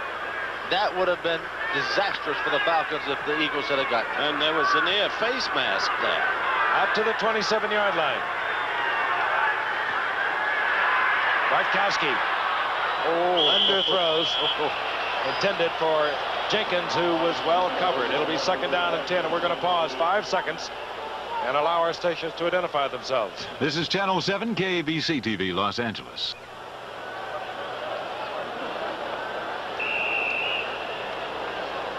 Sold out the Veterans Stadium in Philadelphia, over 71,000. They saw a lot of offensive electricity at the very beginning of this game. Atlanta moving up and down the field almost at will, but getting no points. Then 2 quick turnovers. 2 Tony Franklin field goals. It was 6-0, and then Jaworski at Charlie Smith in the end zone. That's the situation with 9:34 remaining in the 3rd quarter. Atlanta, 2nd down and 10, the ball at their own 27. Bartkowski, Junior Miller gets the deflection. And he has another Falcon 1st down out of the 44-yard line.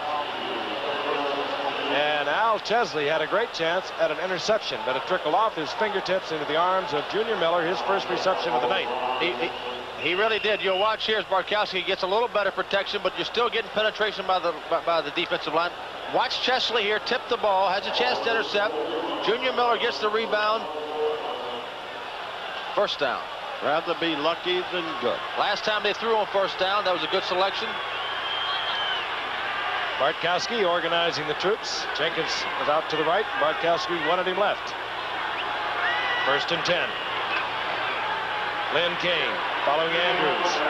Running right into LeMaster. Out over the 45-yard line for a gain of a couple. It'll be 2nd down and 8. There's a lot of time left in this game, but one must still question those signal calls. Fran is exactly right. They should be throwing on 1st down. Well, the reason for throwing on 1st down is to try to hold down the pass rush. 1st down, defense looks at it as a run down. They don't rush the passer nearly as well as they do on 2nd and 3rd down. Here, I would think Bartkowski would throw the ball, probably throw a very quick rhythm pass. Doesn't want that Eagle rush to get up in his face. Ball at Atlanta's 47-yard line. Junior Miller split out to the right. The big versatile tight end. You can do so much with him. Complete. Lynn Kane over the middle, short of the 1st down at the 47-yard line of Philadelphia. But a good call, well executed. Didn't give him a chance to rush him. Got to a 3rd and 1, 3rd and 2 situation. We'll call it 3rd and 2, perhaps a little less. In a similar situation a few moments ago. They gave the ball to Andrews, sweeping left. He picked up the 1st down. Two theories here, Giff. One, if you run the ball on 3rd down, you come just inches short, you might go on 4th down. They've lined up very tight now.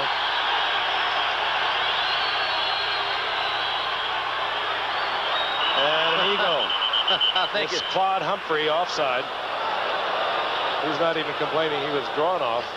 And that should give the Atlanta Falcons a 1st down with ease. Took a little bit of pressure off of Lehman Bennett's 3rd or 4th down call. Surprising to see a veteran like Humphrey do that in that situation, especially. Defense encroachment made contact. That's a 1st down. Now in this situation, Howard, I think it's okay to run the ball. Now you're down in their territory. You've had some passes on 1st down. Not bad to let Kane or Andrews run the ball now. You've got the ball in your part of the field where you want it. Inside the 47-yard line of the Eagles, 1st and 10, 7:21 remaining in the 3rd quarter. That's Junior Miller in motion. Draw play, Kane. And Kane goes down. Charlie Johnson there first, but he gets inside the 40. Down close to the 38-yard line for a pickup of 3. It'll be 2nd down and 7. This drive is reminiscent of their opening drive at the start of the game.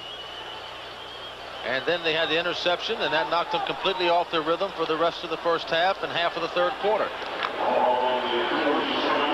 Eagles changing up now in their secondary.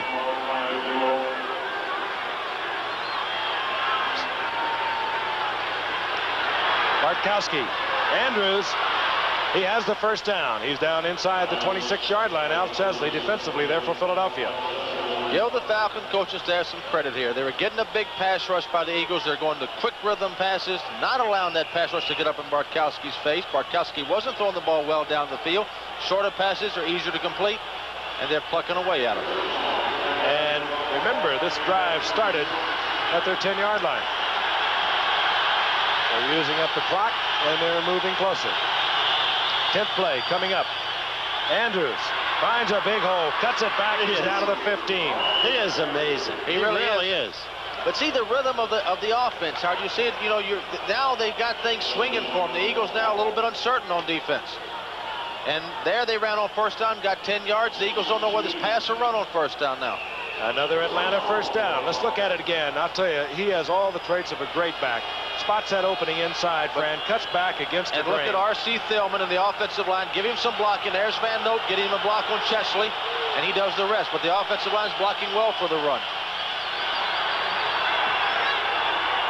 Atlanta from their own 10. They're at the Eagles' 16-yard line. Andrews again. He's the workhorse of the drive. Gain of 2, perhaps 3. We'll call it second down and 7. Keep in mind, this is a great Eagle defensive team, and they're going to toughen up down here and say it's not going to be so easy, Atlanta. Atlanta earlier in the game had a first down and goal to go, and they could not get on the scoreboard.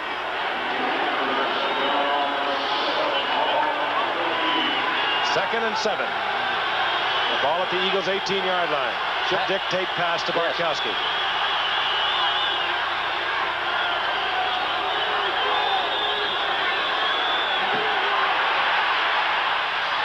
Going for Wallace Francis. Bernard Wilson was there. Herman Edwards in close pursuit, and Herman Edwards is playing himself a game tonight. Well, you'll watch here. You'll watch the outside receiver go and watch Junior Miller come out here man-on-man with Logan. That's the person you've got to go to because you got double coverage on the other man. That's what we're talking about, going to the man that has the least coverage on him. Junior Miller had the least coverage, although he was covered. 2 guys were covering Wallace Francis. You had a great look at the coordination of that defense. Herman Edwards knew he had outside coverage. He knew he had Bernard Wilson to the inside. And Atlanta threw right into the teeth of it. Third and 7. Critical down. Pressure on Bartkowski. And down goes Bartkowski. 87, Claude Humphrey, the former Falcon, sacks Bartkowski all the way back to the 18-yard line. That's the first sack of the night, and here comes the field goal unit for Atlanta. So they've done it again. They went away from what got them there. What got them there was a good, crisp, short passing game, running game. The third down pass, 3rd and 7, he went back to a full 4-second pass. He doesn't have the time to throw those kind of passes. What happened? Sack. 35-yard attempt. Mike Luckhurst. He is 4 of 8 on the year. On its way, and it's good. And Atlanta, with 4:17 remaining in the 3rd quarter, they are finally on the scoreboard. They trail 13-3, down by 10. The Falcons will be back. Time of possession, Atlanta, 27, almost 28 minutes. Philadelphia, almost 13 minutes, but the score 13-3. And Philadelphia stymied their first 2 possessions here in the 3rd quarter. A look at Wally Henry, awaiting the kick of Mick Luckhurst.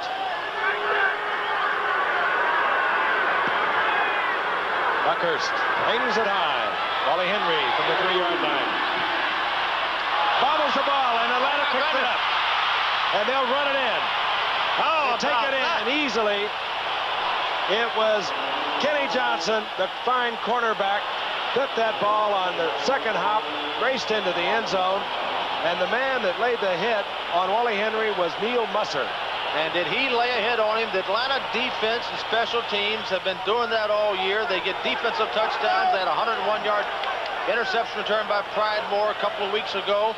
This was a huge play for the Falcons and a tough play for the Eagles. Just like that, we have a different ball game. We sure do, and Atlanta returns to its habit against the team Watch for whom Musser. it's been a nemesis. Look at that hit. What a perfect bounce. Perfect bounce, but Kenny Johnson makes a lot of these plays. He's always right there. Here we go. Luckhurst. Spirals run through, and that one, I'm sure Lehman Bennett took a guess. That was very close. Didn't take but it long, has brought did Atlanta to within 3 points. 4:05 remaining in the 3rd quarter. We'll be back. Neil Musser laid the hit on Wally Henry. He coughed it up, and the man that took it in, another one of those great draft picks from a year ago, Kenny Johnson. Luckhurst hits it again. And a sense of deja vu as Wally Henry takes it out from the same spot. This time he covers it up and goes down out at the 17, 18-yard line. The helmet came out of that pileup. For a moment, the crowd was in an even greater state of shock. They thought the helmet was the football, but it wasn't. All right, here's the touch. Here's the touch. Watch down the bottom of your screen. 53, Neil Musser makes the hit right on the ball, pops right up to Kenny Johnson. Touchdown, and the pressure now is switched over. The Eagles are in a hole. They got a 3-point lead, but the pressure's on the Eagle offense. They've got to make first downs for their Eagles. And I noticed on the sidelines, Dick Vermeil got his offensive team together, got in the middle of it, had a quick word with them. They're a very poised team. That they are. But they have got themselves in trouble. They've had 2 possessions. They could not generate a first down. Now they're inside their own 20. Wilbert Montgomery, he can make things happen. And Montgomery is driven back, hit first by Buddy Curry. Look at the gang tackling of the Falcons. They're just kamikaze guys. They're all over the ball. They just hit everything that moves. Well, you can see the change. Atlanta's come alive. What they're going to have to do, the Eagles, to sustain, stay ahead, is not play ultra-conservative football. Marion Campbell talking it over with the defense. Montgomery picks up 3.5 yards, 2nd down and 7. First down is critical for the Eagles in this possession. Hubert Oliver, 34, the rookie from Arizona, remains in there with Montgomery. Jaworski wide open, and Jaworski on target to his tight end Krepley, who has an Eagle first down. Big play. That's what I've been waiting for all night. Francis noted earlier, each team has used its tight end relatively sparingly.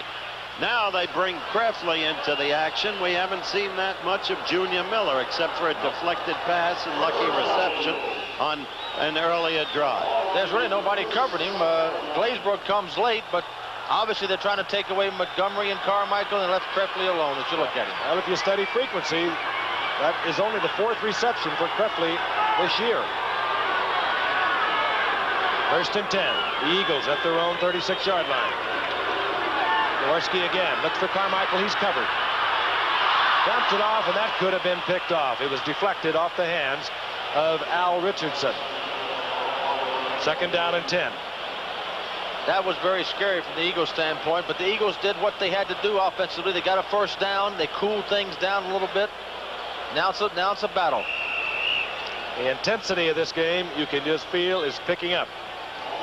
Bartkowski with his receivers, Francis and Jenkins. And there's Jimmy Jackson. Ray. Jimmy Ray, the receiver coach, is there with them. And it's tough out there right now. Some ball game. That's the time remaining in the 3rd quarter.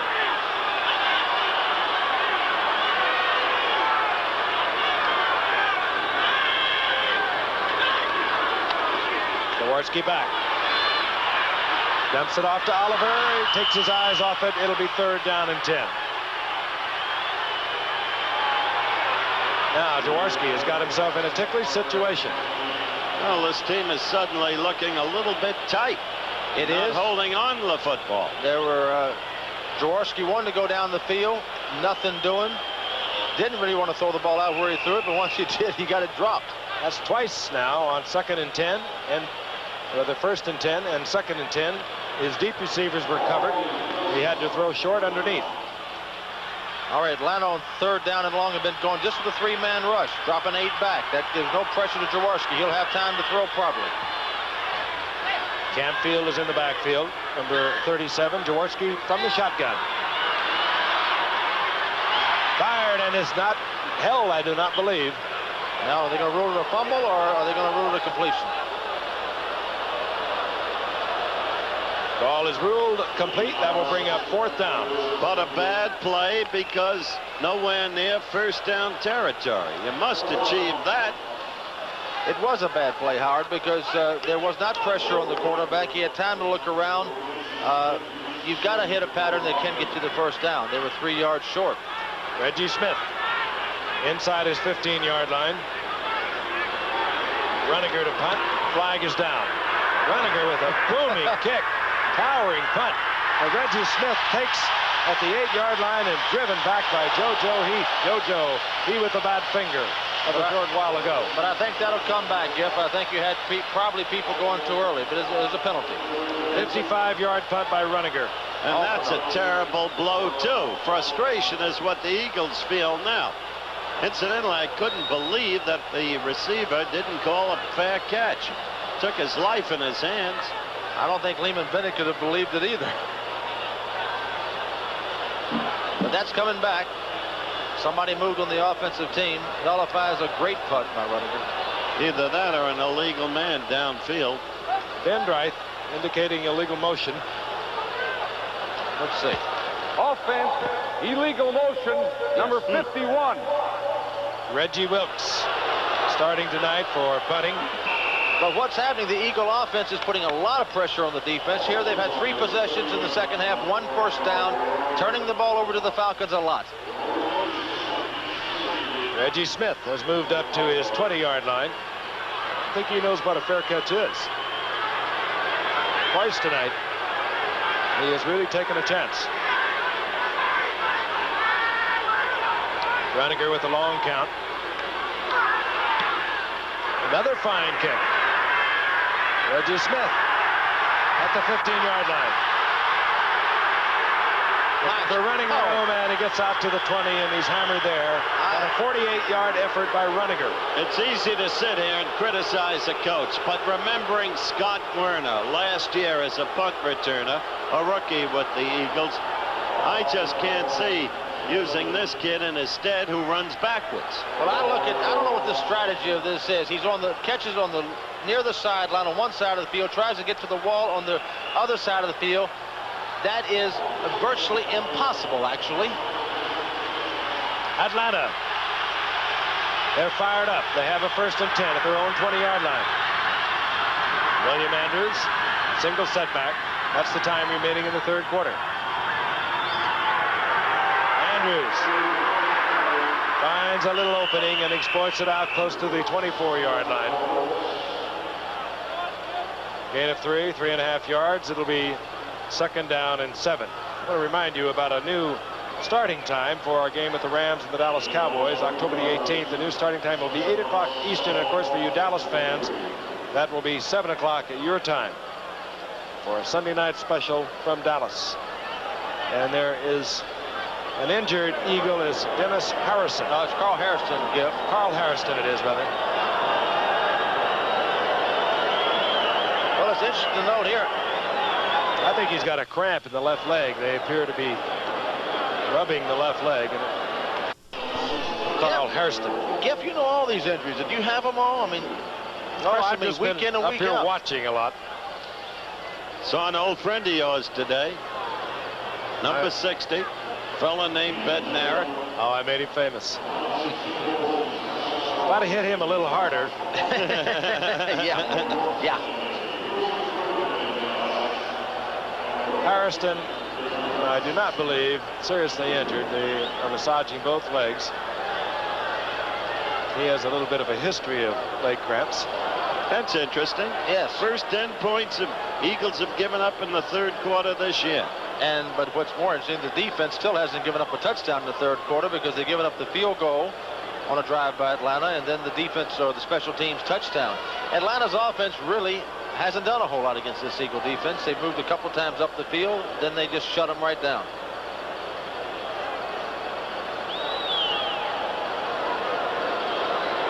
The Liberty Bell. Trailing by 3 points. If you remember, 13-10, 49 seconds remaining in the 3rd quarter. The ball at the 28-yard line, 23-yard line. And if you remember, Giff and Howard, the way that Atlanta moved the ball was a short rhythm, quick passing game to nullify the fierce Eagle rush. Let's see if they stay with that on 2nd and long. Andrews, single setback. Lynn Kane is split far to the left.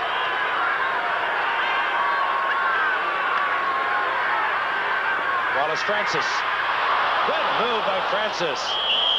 They get away from Roynell Young, and he gets an Atlanta 1st down out over the 35. There's your quick rhythm pass, just what Francis was talking about. Very safe pass. You watch this. You watch Bartkowski take 2 or 3 steps back. No chance for a pass rush to get in his face. Throws it out. He's got a great athlete in Francis. Many great athletes on his receiving corps. And he gets the 1st down with ease. at the 36-yard line. 26 seconds remaining in the third quarter. Keep in mind, told you before, Atlanta has won the last 3 meetings between these two teams in 3 years. They've won it all in the fourth quarter. Almost picked off by Roydell Young, intended for Al Jenkins. And Al Jenkins prevented the interception because after Roydell Young came up to make the play, he became a defensive back and jerked the ball out of his hands. Here's Bartkowski back from the reverse angle. You'll see that Roydell Young had perfect position to make the interception. Right here, watch Jenkins try to rip the ball out, although the ball was already gone, but he held him long enough to keep him from getting it. He had nothing but daylight. Oh, he had a touch. 2nd and 10. Jenkins goes right. Kane split again to the left. Good drawdown.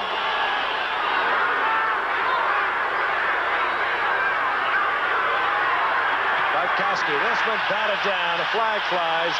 Reggie Wilkes was on the blitz, but it could be that the offensive line of Atlanta was not set a full count. I think you're right, Giff. Again. And that will be decision time now for Philadelphia. I don't think so, Gift. They'll decline. I think they will too. Illegal motion on the offense declined. It's 3rd down. 3rd down and 10. Hairston still being treated on the sidelines. But now he's getting the ligament. He's getting not the ligament, Howard, the ligament. The ligament. All right. Turn around and can watch the game. Now here's where that pass rush comes in. Bartkowski's got to go back to take the time this time. His line needs to hold for him. 3rd and 10. Pressure. Jenkins, 1st down. Look at the little man. They pull the ball free from Jenkins. That was a deliberate effort. I don't know who came up with it. That's an interesting call. That's Greg Brown, a great story. The rookie from Kansas State, and I think it was Bernard Wilson who pulled the ball free from Al Jenkins. And the question is, was his motion stopped or not when they did this? Let's watch it. It's a quick rhythm pass again. Bartkowski's not going to look at the big rush. Hits it into Jenkins. Let's watch. Catches it. Here he comes. Well, he was still moving forward. All right, now he's held up there. He's held up there. There's Wilson. You know, it's decision call, judgment call by the official. He made it in the favor of the Eagles, and that's the way it's going to be. And Philadelphia has a 1st down. Big break for the Eagles. Big Ball break. just over their 45-yard line. Final seconds of the 3rd quarter.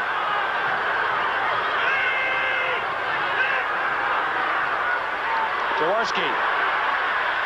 Carmichael. What a play. He one-handed it, pulled it in, and gets an Eagle 1st down. 37-yard line of the Atlanta Falcons as time runs out in the 3rd quarter. And Bobby Butler thought he had intercepted the ball. Watch this here. Interesting play. They're doubling. Here's Glazebrook short, Butler deep. The ball is deflected right there. Butler thought he was going to get it. He didn't get it. Carmichael got it back. And he gives Philadelphia 1st down at the 37-yard line of Atlanta. We'll be back for the 4th quarter after this message from our local stations. There we are. Jaws 3. Now playing in Philadelphia. Of course. Good football game. We hope you're enjoying it. It's an intense game. The excitement probably hasn't been that great, but the quality of the teams is excellent, and it's been a very intense game. And we're in for some kind of 4th quarter. I can hardly wait. And as we begin the 4th quarter, the Eagles 1st and 10, following a great catch by Carmichael. They have the ball inside the 38-yard line of Atlanta.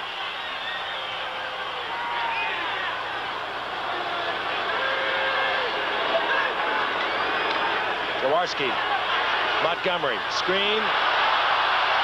And Montgomery turns back inside. He gets a yard and a half as he's hit by Jim Laughlin. It'll be 2nd down and 9. And let's take a look at the statistics in the 3rd quarter. Total domination by Atlanta, except for turnovers. And again, the time of possession misleading, because the Eagles still lead 13-10. And Atlanta got its touchdown on a special teams play after Mussa had caused a fumble by Wally Henry on a kickoff, and Johnson picked it off and dashed it. 2nd down and 9.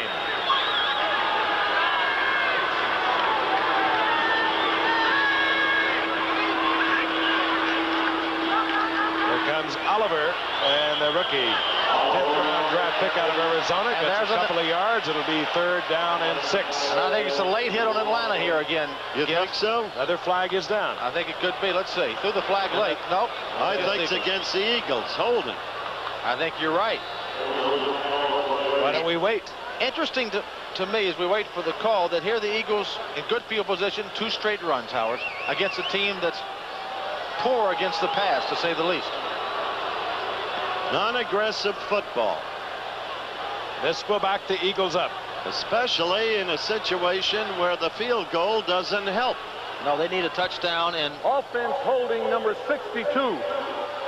Peter Perot, left guard, made his first start tonight. A little rusty. He had a bad back throughout training camp, early part of the season. He is detected holding. It'll be 2nd down and 14. The ball inside the 43-yard line. And you look at it from the Eagles, the Eagles standpoint, Gift, they've been doubling Carmichael. They've been leaving Smith by himself and Parker by himself.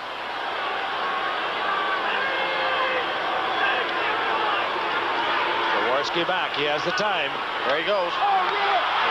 Charlie Smith was open, and it could have been hit a little early by Bobby Butler. I think he was. Well, I'll tell you, it looked like a pretty good defensive play, but we'll see it. The referee was right there. He had the best position to call it, and he called it like he thought it would happen. An over-eager rookie. That so often happens. He had single coverage, pretty good position on Charlie Smith there. Nobody underneath him. Ball's delivered on times.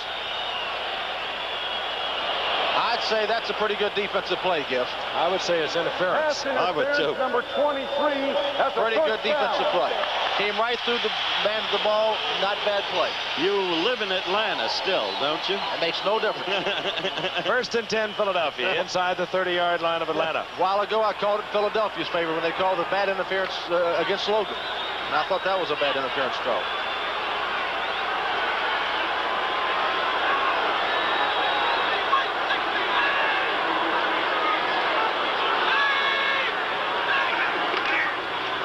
Montgomery, left side of Montgomery, struggles to the 25-yard line.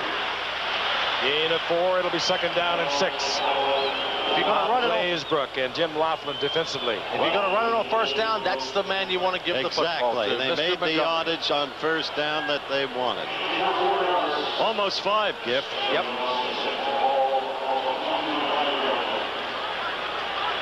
And into the backfield is Louis Jamona, and out comes Wilbur Montgomery, and he's favoring his left arm. And here's a situation with Montgomery out. You might look for him to throw the ball on 2nd down. The man who was in there, Louis Giamona, had a big game last week against Washington. This is Oliver, struggling for a couple. It's going to be 3rd down and 2.5 to 3 yards, as Blaisbrook again was there defensively. With Montgomery out, things change considerably for Philadelphia. Louis Giamona, of course, not nearly the power that Montgomery has. He's 5'9", 180-pounder. But he can do a lot of things coming out of the backfield as we look once again at Wilbur Montgomery. In the weeks to come, Philadelphia fans are going to be seeing Steve Atkins, a high draft choice of Green Bay out of Maryland. Green Bay gave up on him. Vermeil is very high on him. 3rd and 3. Thus far, Philadelphia is 0 for 6 on 3rd down conversions. Giamona, they're 0 for 7. Ball against a team that's very good against the run defensively, very poor against the pass. And the field goal means nothing. Touch can win for Atlanta or put them ahead. That's right. Well, it means something, but certainly not as much as a touchdown would have done. Tony Franklin has hit from 36 yards and 34 yards on the night. This one will be a 43-yard attempt. And nobody's perfect. Ron Jaworski, the holder. Guy Morris does the snapping. On its way. But Franklin yes. is. So, Philadelphia now has a 6-point lead. And we have 11:46 remaining in a good game from Philadelphia. Stay with us. Wilbur Montgomery, his left forearm and elbow being treated by one of the trainers wearing the Philadelphia championship ring from a year ago. And Tony Franklin is set to kick off as you look at Reggie Smith in his end zone, respecting the foot of Tony Franklin, who Gets this one off the side of the foot, and they'll back the Eagles up 5 yards, and Tony Franklin will kick from the 30. Give us a chance to remind you tonight on Nightline, Raoul Wallenberg, the man credited with saving thousands of lives in World War II. The question, could he be alive and behind bars in the Soviet Union? And today, a big happening in Washington. President Reagan made him an honorary U.S. citizen. That story tonight on Nightline. Frank, that's one of the most remarkable stories of our Yes, it is. lifetimes. I just recently did a talk radio show on the network with a BBC correspondent who has written a book called The Righteous Gentile, the story of Raoul Wallenberg. So the viewers tonight are going to get an insight into one of the most remarkable men and courageous men of our time. Reggie Smith moves up to his 5-yard line. I like it. Talking about Tony Franklin or Leonard. And look at his foot in the zero, the O. And there it is, a very valuable foot. He needs to put that toe in it now. And he did.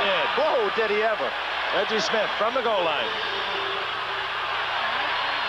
And Smith bobbles the ball. He fumbled it and Atlanta recovered. And Atlanta was on it. There is some hitting here tonight. I'm telling you, there is. Atlanta will have a 1st and 10 inside their own 22. Shows you the nature of the rivalry between these two teams, the closeness of the competition, and Atlanta, the nemesis for Philadelphia. But not yet tonight. Philadelphia leads 16-10. And all the games really relatively low scoring games.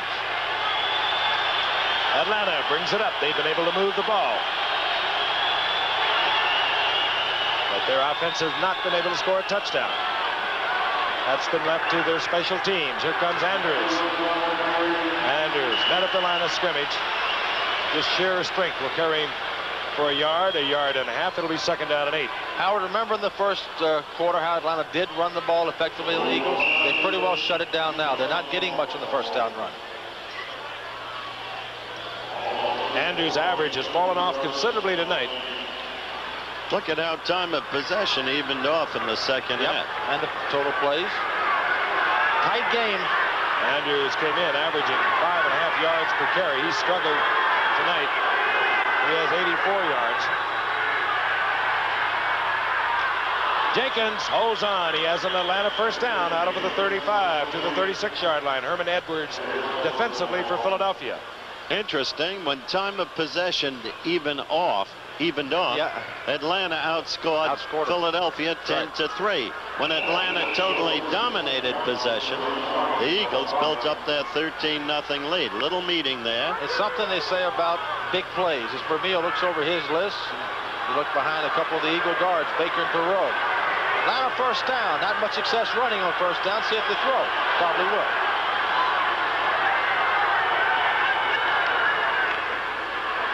Lynn Kane. Kane finds a little opening. Moves for 4 to the 40. It'll be 2nd down and 6. That's a back with remarkable balance. Kane, he really does have good balance. You hear a lot about Andrews, but Kane's a very strong runner, always going forward. Well, he came back last year off a rookie season that was also pretty spectacular, but he had a bad knee injury as a rookie, but he came back and put together a 900-yard season a year ago. And, of course, that coupled with William Andrews, 1,300 yards, gave him a pretty potent running attack. 3 wide receivers. 2nd down and 6. It's complete over the middle. And it's Kane who struggles close to another 1st down. Reggie Wilkes defensively there for Philadelphia, and I think we'll get a measurement. We will. Giff and Howard, as we sit here, we've seen him now hit a lot of short passes. We know he's a great long thrower. He's got great speed at the outside receivers. You kind of almost anticipate somewhere in there he's going to crank it up and let it go. Kane lost the shoe. And we'll get a measurement. That may be, Fran, but on balance, what he's shown tonight is his ability to adjust, to change his game. He has. He's adjusted very well. He's done what he's had to do and go to the quick rhythm pass. Short. Inches short. Bartkowski now 21 of 41 on the night. A couple of interceptions. Both of them led to 3-point field goals by Philadelphia. You know, there was a time, Giff, and when you had these situations, when the defense would all crowd up and you see a fake into the line and a long pass. Defenses don't give you that much anymore. You don't fool them that easily. They still play the pass as well as the run tough. Tight offensive set. 3rd and inches. Eagles on the long count, drawn off as Kane easily picks up the first down in the midfield. Sometimes you can get away with that long count on that short yardage situation. Save the effort of the running attack, and offsides indicated against Philadelphia. That's twice they've done that tonight. You know, Howard, the Eagle defense has certainly been on that field a long time. They really have. And you would, you know, they've taken this great offensive team and shut them right down, giving them only 3 points. You wonder if they wear down a little bit, but they don't seem to. They keep playing tough. Offside defense number 68. That's a first down. That's Bigfoot Harrison.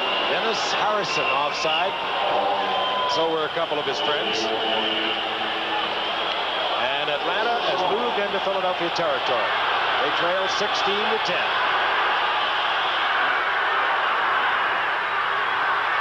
Bartkowski finds William Andrews, and he's beginning to work underneath to Kane and Andrews, coming out of the backfield, and successfully so. Sending Jenkins deep, sending Wallace Francis deep, along with Junior Miller. All right, now you look from the defensive side of it. They've been rushing the passer, they're hitting them underneath. What do? They got to come back. The linebackers have just got to clamp down on the offensive halfbacks when Or they if come out of the they're putting backfield. those backs into the pattern, nothing wrong with a blitz. Force him to throw it before he wants to.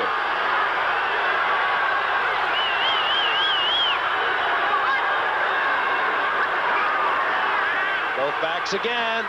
Intended for Junior Miller, and again almost picked off by Chesley. He got one early in the game that led to 3 points, and he almost came up with another.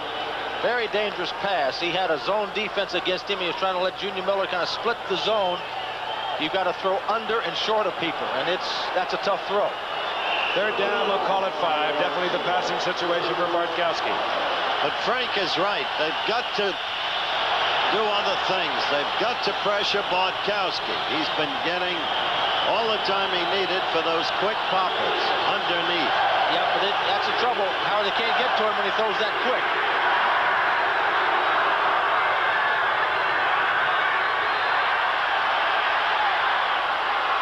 This is Andrews, open field in front of him. And upended by Bernard Wilson, but not before he moves inside the 20-yard line, close to the 18, 1st and 10 Atlanta.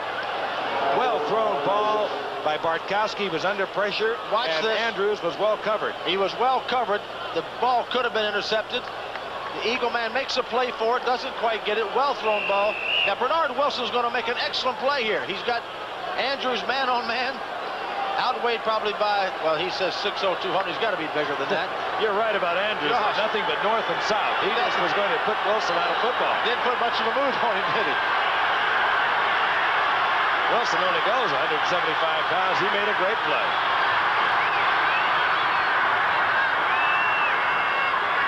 First down, Bartkowski right to the air. Jenkins is there, and a flag is down. We got a holding penalty. Yes, indeed. What a spectacular catch, however, by Jenkins. And Bennett knows it's a holding penalty.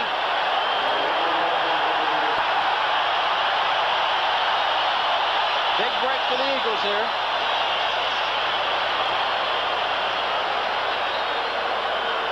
Lehman Bennett.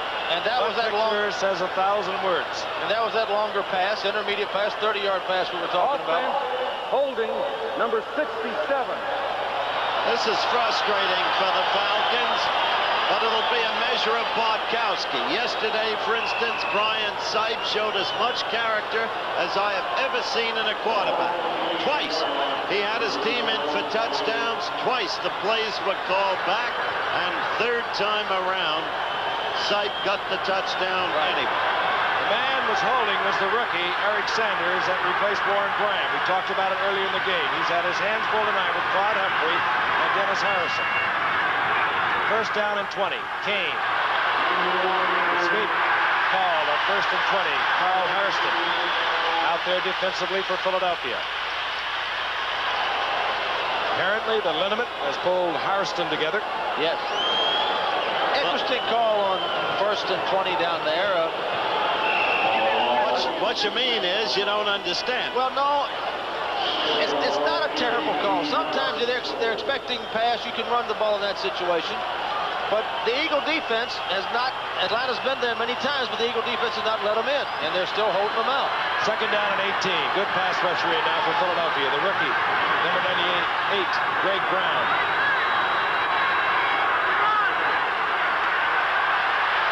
Bartkowski. Incomplete. Herman Edwards with another fine play against Alfred Jackson. Herman Edwards has played a superb corner tonight. He has really played himself a great, great game. No longer does he live on the reputation of the man who picked up the fumble of Jim Pisarcik. But if you watch this, you see Bart doesn't throw it like he throws it behind the receiver. And Edwards makes a great play, though. He makes a great play. He has had some night. 3rd down, 18.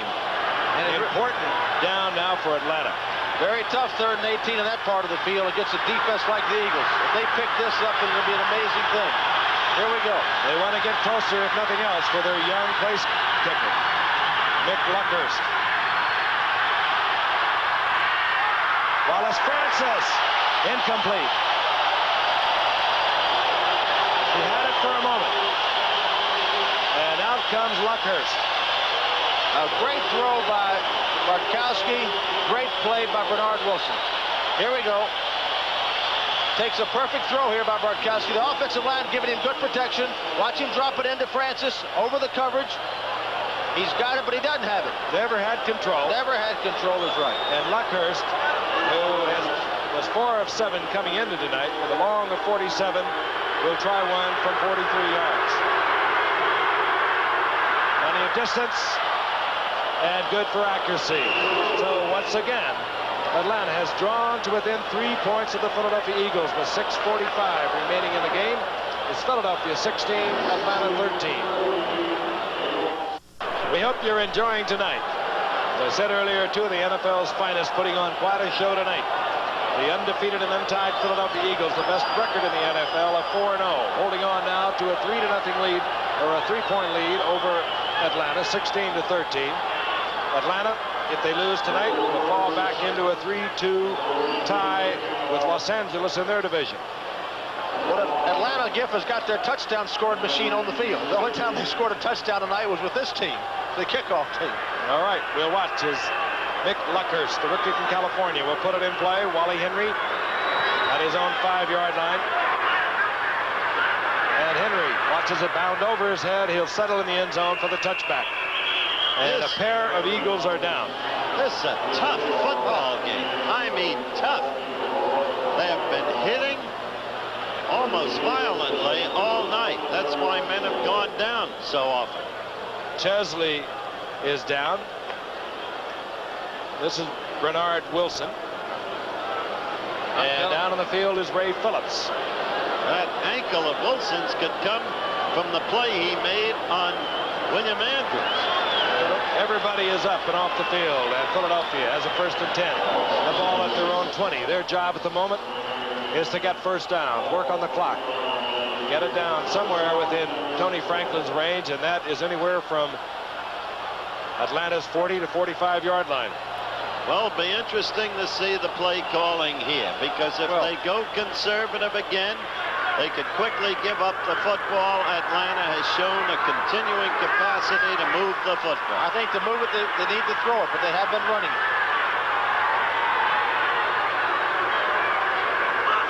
Charlie Smith motions right. Here comes Montgomery. Montgomery just carries an Atlanta defender for 5 yards out to the 25-yard line. That was just a great individual effort. Absolutely. You got another Eagle down. I think that's Dan Walters is down now.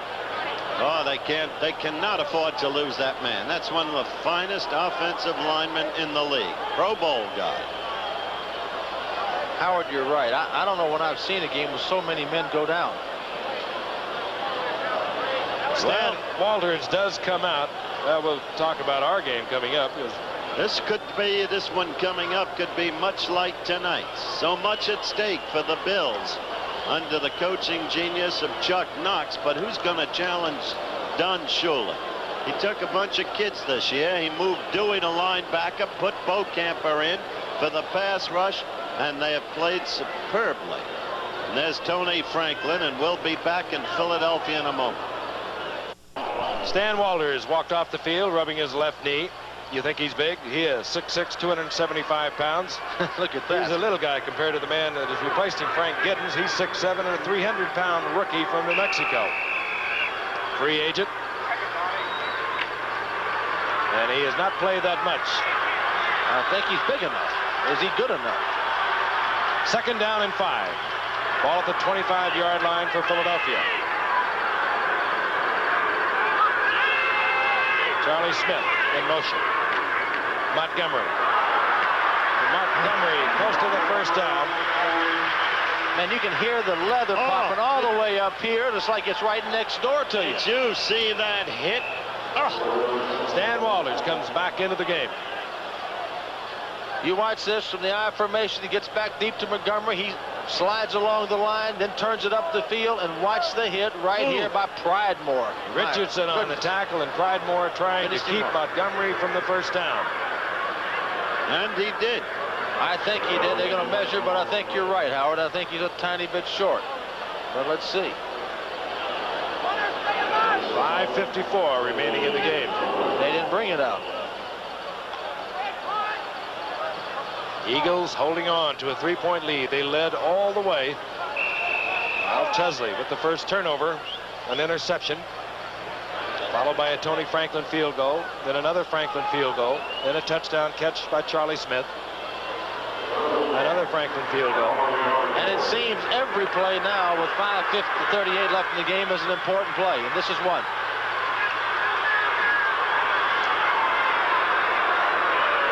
Third and inches. He got that one. That is Booker Russell, recently signed, acquired after being released by San Diego.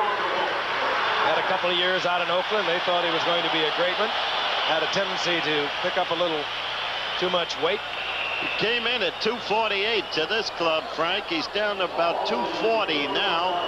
And Vermeil, as I suggested about Steve Atkins before, is also very high on Booker. First 3rd down conversion for the Eagles. And 1st and 10 for Philadelphia. We're inside 5 minutes remaining in the game. Jaworski, pressure, gets the ball to Montgomery, and a whole lot of Falcons are there. And there'll be a loss all the way back to inside the 25-yard line. Jim Laughlin was there first defensively, and Laughlin is playing some football game tonight for an injured Joe Williams. Joel Williams has been, next to Bartkowski, probably the most valuable player on the Falcons. He is a tremendous pass rusher, had a simply sensational record for sacks. That's Carl Peterson, to whom Fran spoke just before the start of the contest tonight. And I would like to see Carl tell him to throw the ball down the field, because they're certainly going to have to if they're going to sustain anything offensively. 2nd down, 17. Loss of 7. Montgomery. And Montgomery bouncing off tacklers, getting up to the 25-yard line. Picks up 7 yards, or giving 6. It'll still be 3rd down and 11.5 to 12 yards. Buddy Curry there defensively for Atlanta. Well, they've closed down on Wilbert now, as one might expect. And now it's an obvious passing down, and Jaworski may not even pass now. We're down to 3.5 minutes on the clock. But even a great Runica punt may not be enough, since Atlanta only needs a field goal to tie, and overtime perhaps beckons. 3rd down and 12.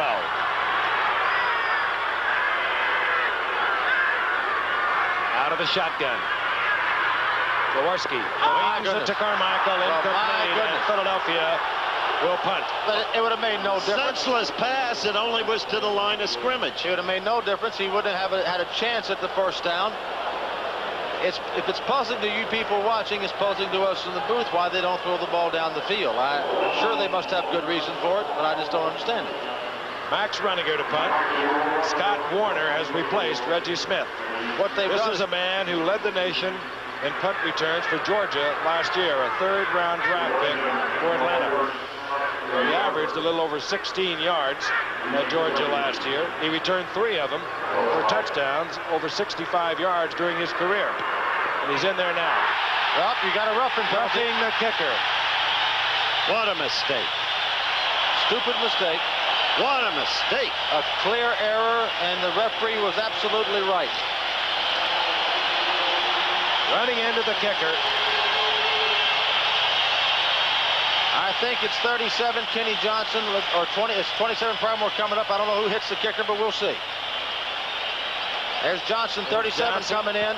Defense, number 39. I really think Mayberry, 39, hit him. Mayberry following Johnson, and Philadelphia will have a first down at the 34-yard line.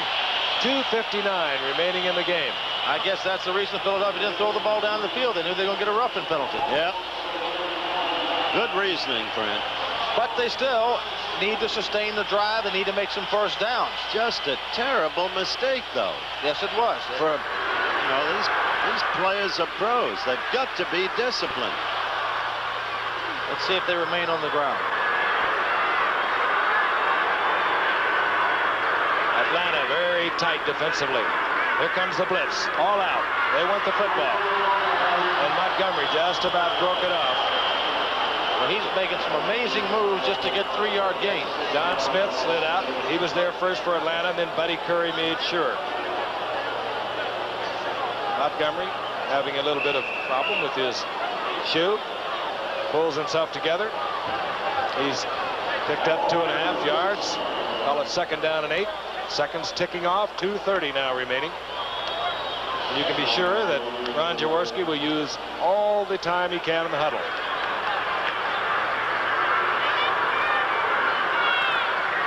Atlanta very tight now in the defense. They'll be blitzing their linebackers, trying to jar that ball loose.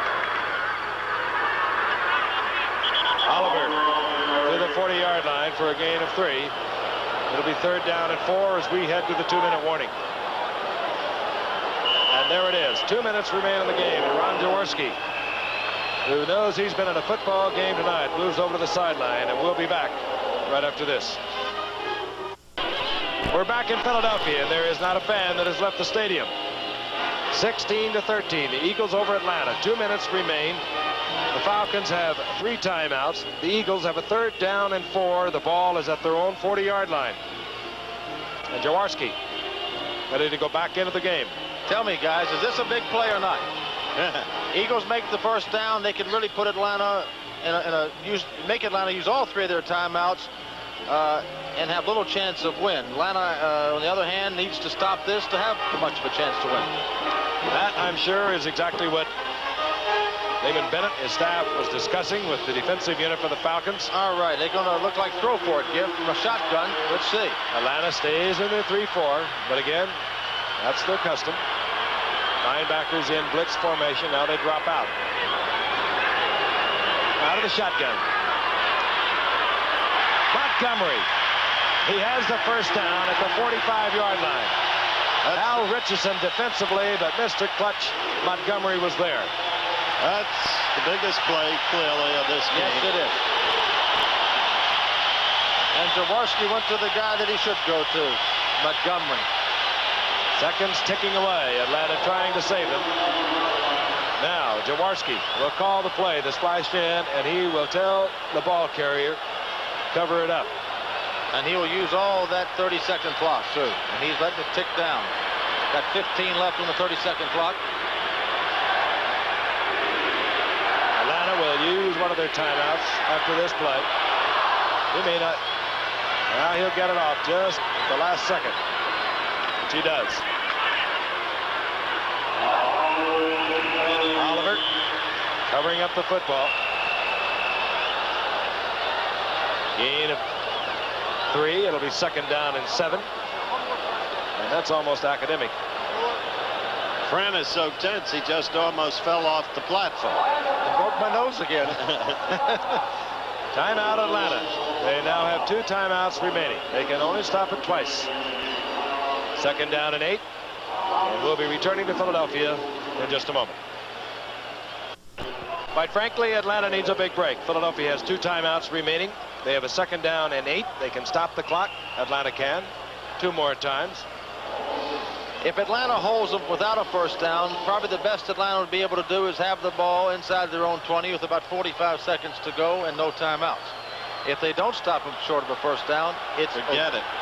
Eagles have never opened a season in their history by winning the first 5 games. They're trying to do so tonight. Montgomery hanging on to the football. Drilled first by Laughlin.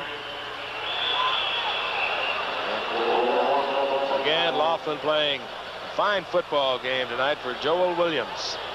I remind you, this ABC Sports exclusive has been brought to you by Light Beer. Everything you always wanted in a beer and less, and by the Buick Motor Division and your Buick dealer who proudly announced the 1982 Buicks. Timeout called again by Atlanta. 1 timeout remaining. Executive producer of ABC Sports, of course, is Bryn Arledge. ABC's Monday Night Football was produced by Bob Goodrich and directed by Chester Forney. Our technical director, Joe Chabot. Our associate director, Bob Rosberg. Our technical manager, Coach Coltrane. Our unit manager, Bob Crivelli. Assistants to the producer, Robert Cowan. We call him Robbie. And John McGinnis. Others assisting, Joan Chappie, Patty Ryan, and Sal Johnson. Stats and research man, Mike Swanson. Jerry Klein, preparing for the baseball playoffs, will be coming your way. Howard, you're going to Milwaukee tomorrow, huh? Is there any place else? And our spotter tonight is always Steve Bazika. 55 seconds on the clock. Well, I guess there's no question, Gift, they're going to run the ball again on 3rd down, is it? 1 timeout remaining. Atlanta can stop it once more. Yep, they've got to run the ball. Timeout and then punt. And Atlanta should have possession with no timeouts with maybe 40 to 45 seconds.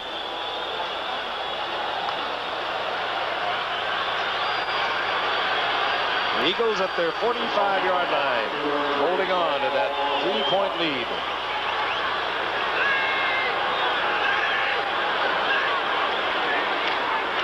Oliver. Whoa, that's all. Hubert Oliver. That's it. Taken by Tom Pridemore. The clock continues to tick. The jinx is broken. And that happens so often in short yardage. Everybody up. You get one little crease, one little piece of daylight. And the rookie from Arizona. And quite frankly, you have to say that Dick Vermeil has a lot of faith in this youngster, giving him the football in this situation. There's the trap. They get Curry pinned. Good block, Ron Baker.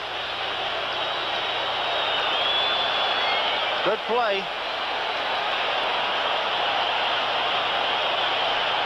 Down to the 17-yard line. I don't think Atlanta will have any 4th quarter magic against the Eagles this year. They have used their final timeout. Not this time. It's been a great game, though. The Eagles have held together. As tough a game as I've seen this year. As hard fought, as physical.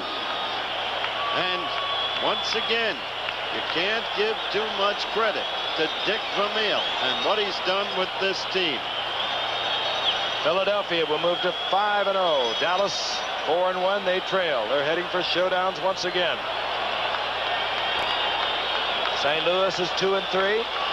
Giants are 2-3, and of course Washington 0-5. That's the Eastern Division. I've got a message, Jeff. I've got a message. This telecast is presented by the authority of the National Football League. It is intended for the private use of our audience.